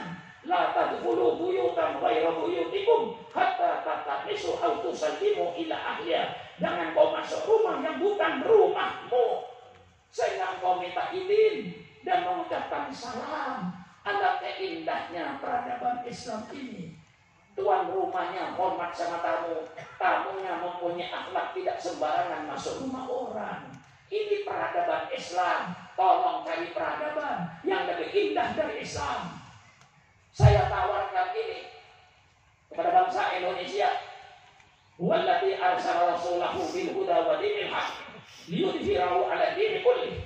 Dialah Allah yang mengutus utusannya dengan satu petunjuk dan agama yang benar. Untuk apa petunjuk Allah? Untuk agama Allah. Liyudhhirahu, agar kau perlihatkan, agar kau tawarkan, agar kau iklankan. Inilah peradaban Islam. Anda mau beli persilakan, tidak mau beli persilakan. Wa ma alaina illa al-balagul mubin. Bagi kita, bagi ulama cuma menyampaikan inilah peradaban Islam. Bangsa ini semua pakai, alhamdulillah. Tidak mau pakai, alhamdulillah. Syukur makmum cuma menyampaikan ini peradaban Islam wahai bangsa Indonesia. Sesuai dengan Al-Quran. Tidak ada yang saya takuti kecuali Allah. Ini yang di dalam Al-Quran, liyudhhirahu 'ala dini kulli. Untuk diperlihatkan syariat Islam, jangan disembunyikan, perlihatkan. Ini syariat Islam dalam rumah tangga. Ini syariat Islam dalam ber-RT, ber-RW, bermasyarakat. Insya Allah peradaban Islam lah peradaban yang paling indah dalam ber-RT, ber-RW, berkelurahan, berkecamatan, bermasyarakat. Sebab apa? Islam memberikan garis. Maka yu'minu billahi wal yawmil falyukrim jarahu. Barang siapa yang beriman kepada Allah dan nikmat, hormati tetangga. Dalam peradaban Islam, tetangga dengan tetangga saling hormat menghormati, saling harga menghargai, sehingga kita ber-RT ber-RW kayak di surga. Wala tajassasu, di antara kalian kata Al-Quran, jangan mencari-cari kesalahan orang. Ini kadang-kadang kesalahan orang dicari-cari karena tidak senang, dicari-cari kesalahannya. Walaupun tidak salah, dianggap salah. Banyak yang berjagoan semacam ini karena tidak senang, karena benci, dicari-cari kesalahannya sehingga barang yang tidak salah dianggap salah. Ini banyak dalam peradaban Islam. Tidak boleh itu mencari-cari kesalahan, tidak boleh. Tapi kalau mendapatkan orang salah, mari amar ma'ruf nahi mungkar. Mencari-cari kesalahan orang tidak dibenarkan dalam Islam. Alangkah hebatnya budaya ini, alangkah hebatnya peradaban ini. Wa ta'awanu 'alal birri wat taqwa. Saling gotong royong membangun RT, membangun RW, membersihkan desa, membangun desa. Mari bergotong royong bersama-sama. Ini ajaran Islam, gotong royong ini. Wa ta'awanu 'alal birri wat taqwa. Subhanallah. Ini peradaban Islam. Islam bicara soal ekonomi. Bicara Islam soal ekonomi supaya pelaku-pelaku ekonomi orang yang bermoral, orang yang berakhlak.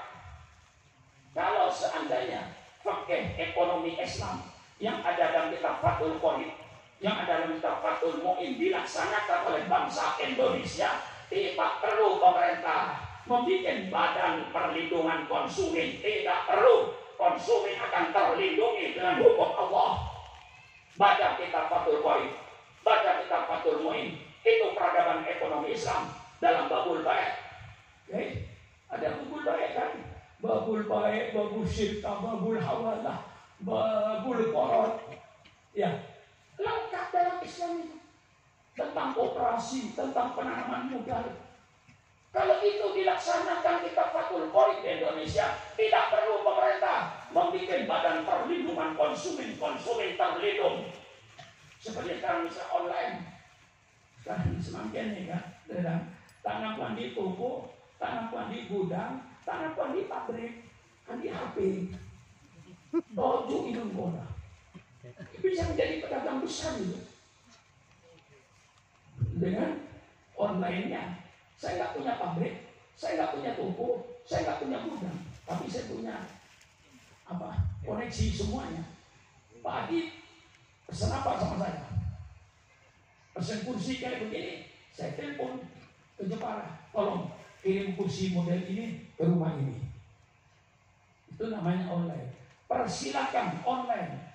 Islam tidak mengharamkan online dengan syarat jangan dibayar kalau barang belum diterima. Ya, ini dagang online. Kalau bayar duluan, kalau nggak dikirim mau apa? Atau dikirim barang yang bukan kualitasnya, maka online halal. Persilakan online dengan syarat jangan membayar kalau barang belum diterima. Barang diterima di rumah baru bayar. Kalau sesuai, kalau nggak sesuai kembalikan. Dengan pesanan, subhanallah. Mengapa Islam bicara soal ekonomi? Supaya pelaku ekonomi ini orang yang berakhlak, orang yang bermoral, bukan penipu. Kalau pelaku ekonominya penipu, hancurlah negara ini. Ini satu peradaban. Sekarang saya perlihatkan. Yang terakhir,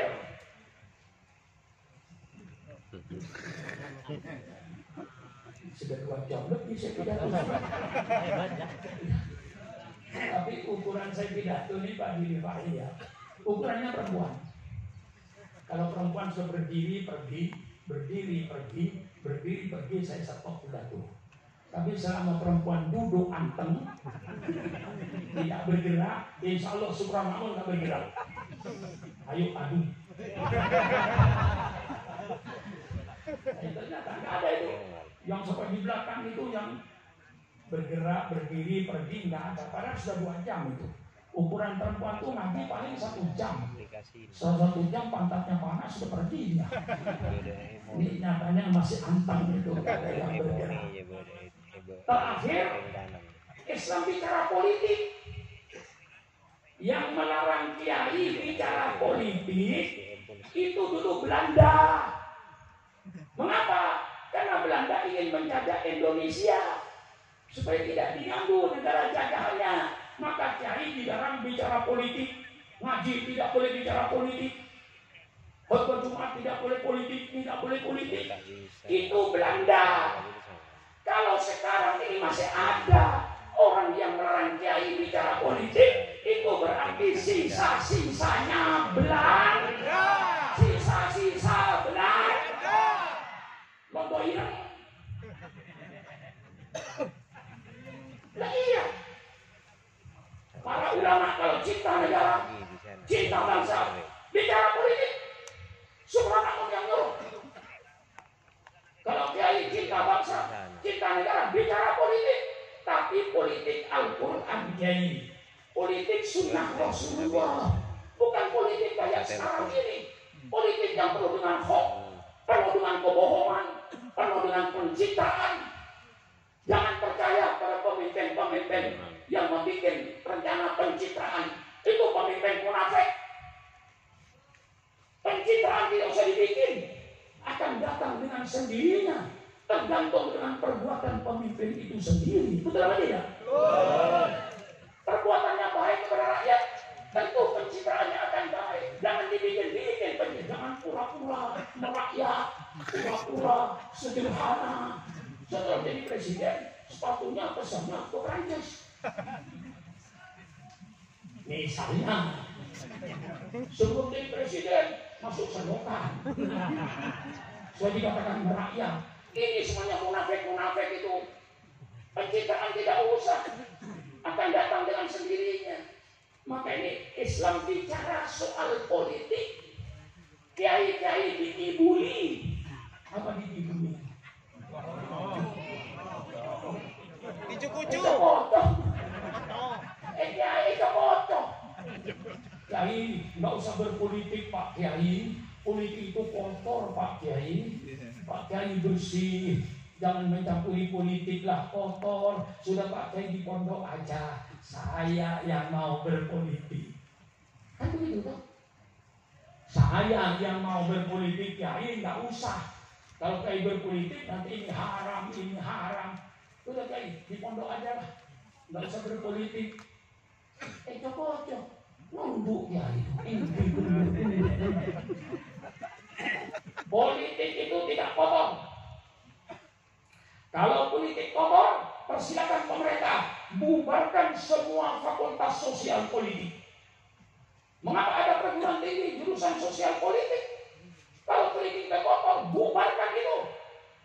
Politik itu tidak kotor, yang kotor itu pelaku politik.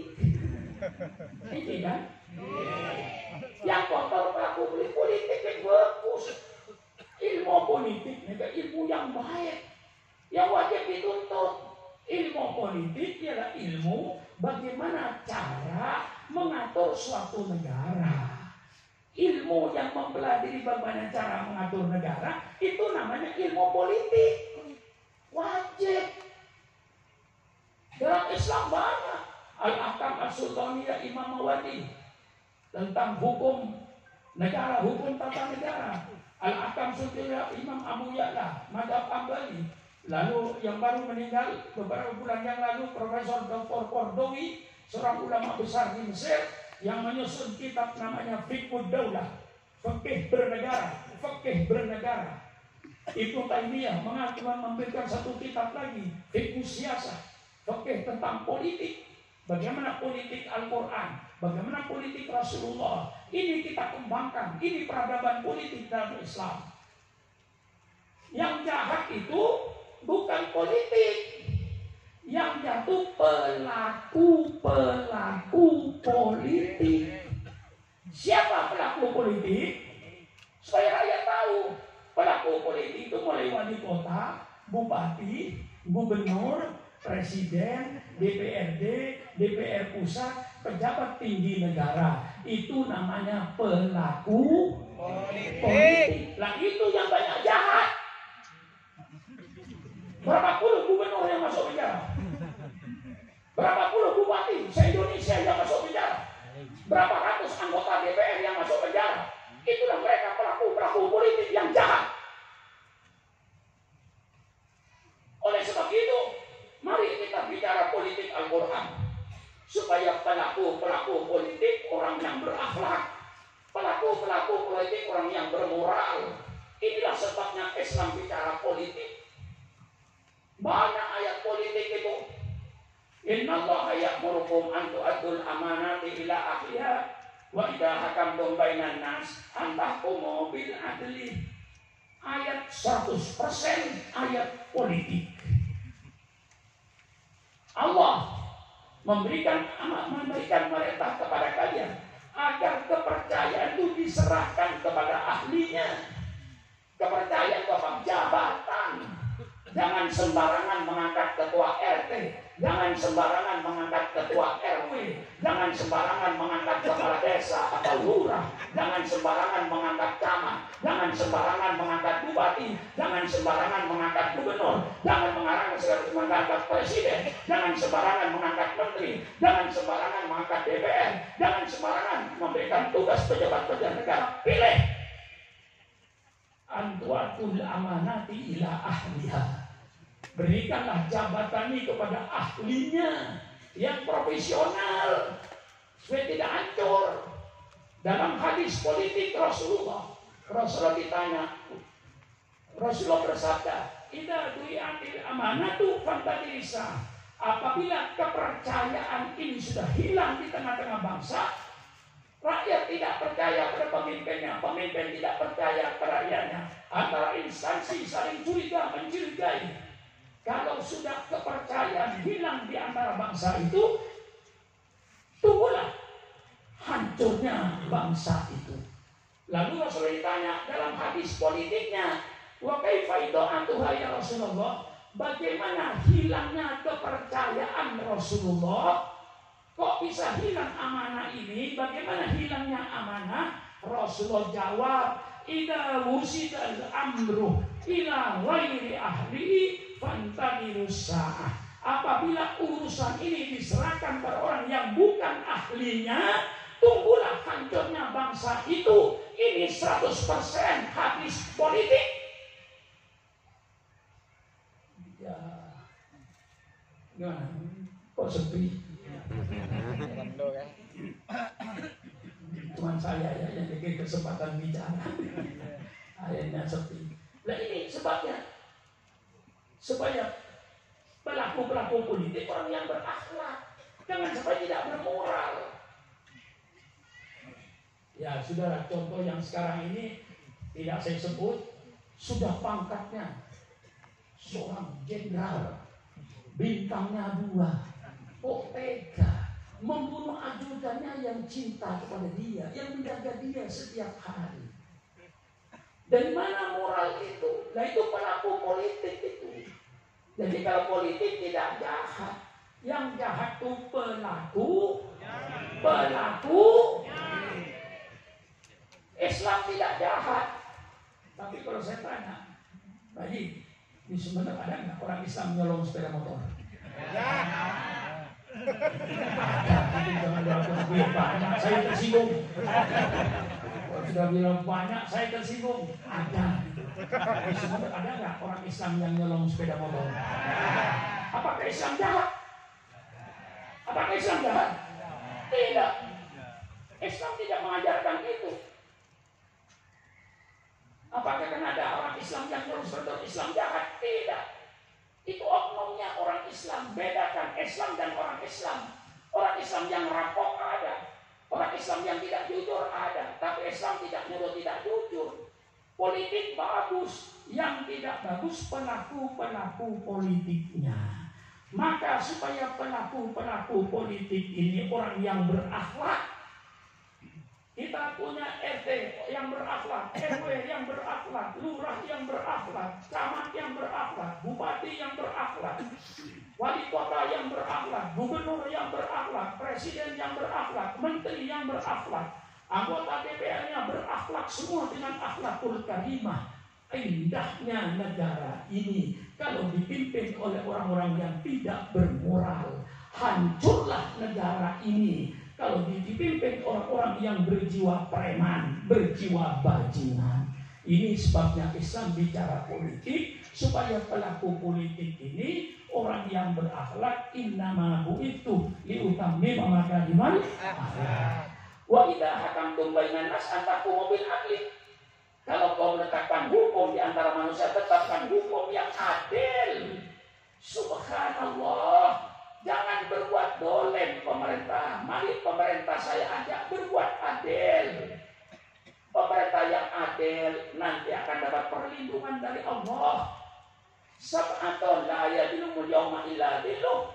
Nanti ada 7 golongan yang akan mendapat perlindungan dari Allah. Yang ketika tidak ada perlindungan kecuali perlindungan Allah. Siapa 7 golongan itu?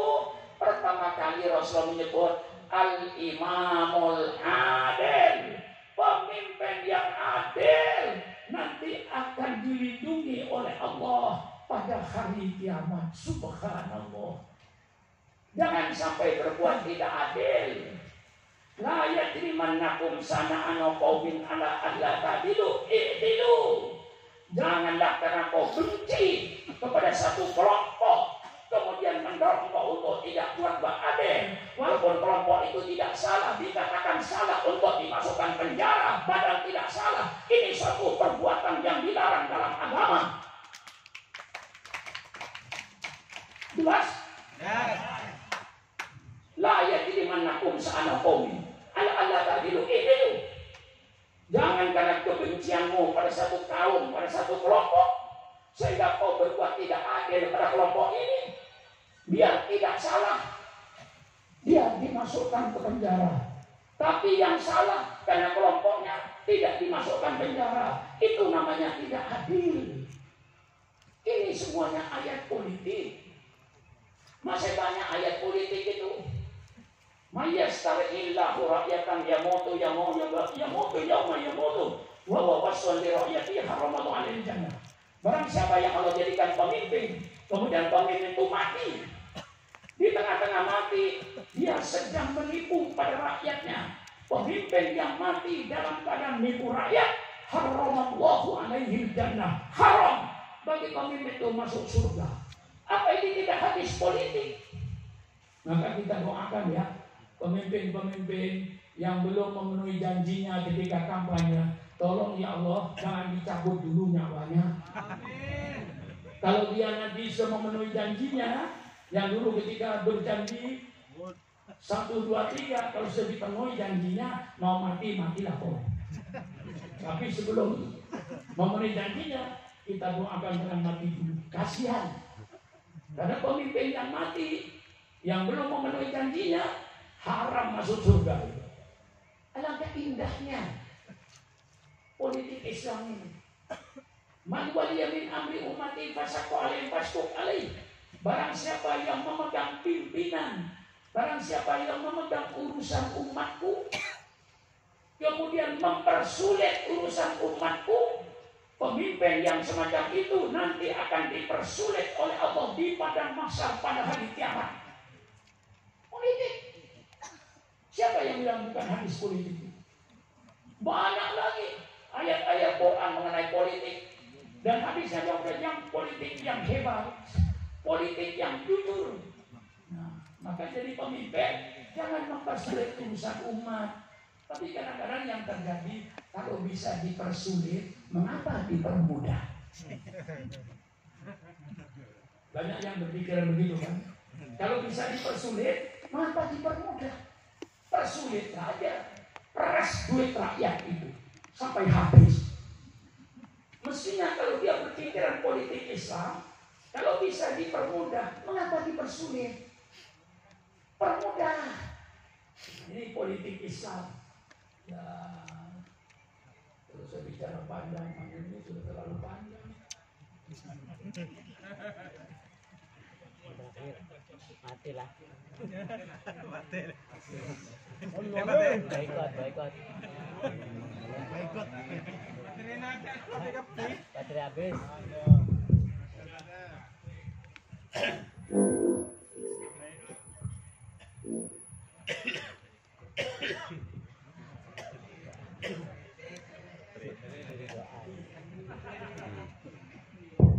Baterainya yang kalah. Saya kira cukup sekian lah. Walaupun ibu masih tenang, dan saya terima kasih karena ibu yang tidak bergeser di tempat duduknya, juga bapak-bapak yang semuanya sampai akhir. Inilah pidato saya memperingati pertama kali pengorbanan dan pengorbanan. Hargailah jasa orang lain, jangan hanya pandai makan jasa, tapi tidak mau berjasa. Itulah orang yang pandai berjoget di atas kuburan orang lain. Kemudian kesulitan pengorbanan Rasul dan para sahabatnya untuk mewujudkan peradaban Islam. Baik peradaban Islam dalam berumah tangga, peradaban Islam di dalam bermasyarakat, peradaban Islam dalam berekonomi, peradaban Islam dalam berpolitik. Insya Allah, karena peradaban itu datang dari penciptanya Allah Subhanahu wa Ta'ala. Insya Allah peradaban yang terbaik di permukaan bumi ini menurut pendapat saya. Kalau orang berkata peradaban barat yang bagus, ya persilakan. Peradaban pergaulan bebas tanpa hukum, ya persilakan. Tapi saya menganggap peradaban yang sangat indah adalah peradaban Islam. Jadi jangan sampai salah isu. Islam melarang pergaulan bebas laki-laki perempuan. Kalau Islam melarang laki-laki bergaul bebas dengan perempuan, berarti tidak ada kita. Ya. Bapak mengakulah Saya mengaku bahwa saya hasil pergaulan, tetapi di bawah hukum Allah, bukan pergaulan bebas kayak ayam, kayak kambing. Inilah barangkali yang saya sampaikan.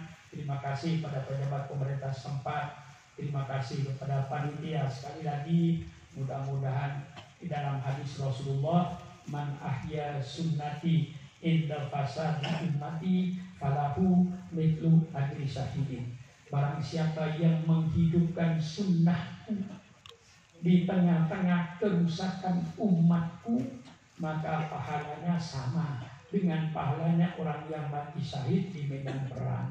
Mudah-mudahan seluruh panitia mendapatkan pahalanya orang yang mati syahid di medan perang. Dengan kita menghidupkan Islam dengan peringatan Maulid, dengan peringatan Isra Mi'raj, dengan sholat berjamaah, dengan yayasan-yayasan Al-Hikmah yang diisi dengan pengajian-pengajian, itu dalam rangka menghidupkan agama Islam di negara kesatuan Republik Indonesia ini. Sekian, kurang lebihnya saya mohon maaf yang sebesar-besarnya.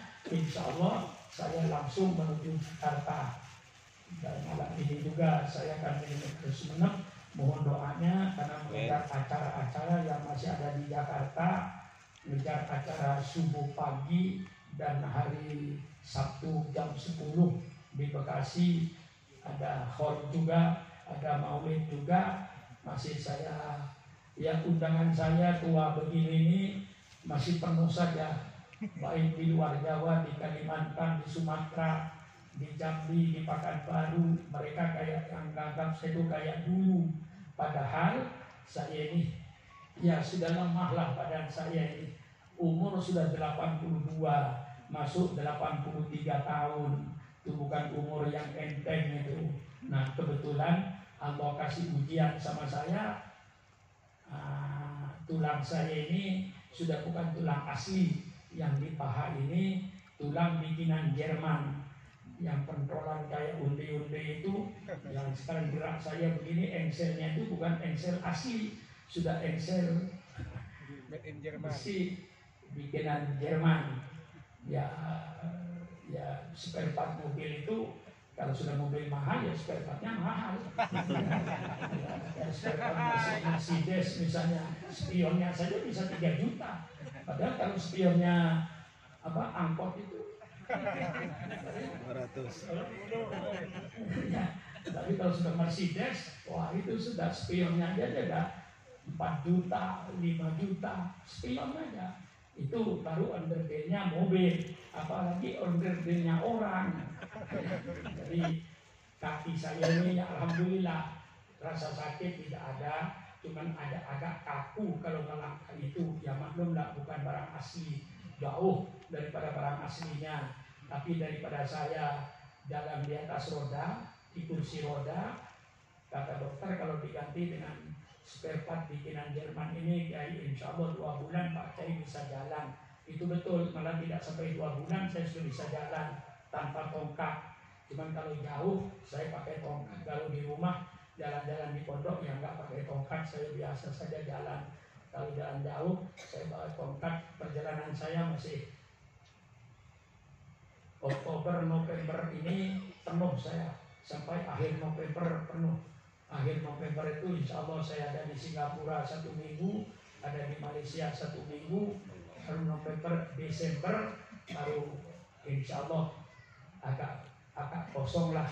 Undangan yang luar mungkin sudah tidak ada, tinggal yang di Jakarta saja. Saya cuma mohon doanya, mudah-mudahan Allah berikan kesehatan bersama, sehat lahir dan sehat batin. Itu yang terpenting. Badan saya sehat, otak saya sehat, pikiran saya sehat, dapat memberikan nasihat dengan pikiran yang sehat. Itu saja saya mohon doanya. Kalau panjang umur, jangan manturah, lancung umur tapi ngeloleh. Nyaman lah Pak lancung umur ngeloleh.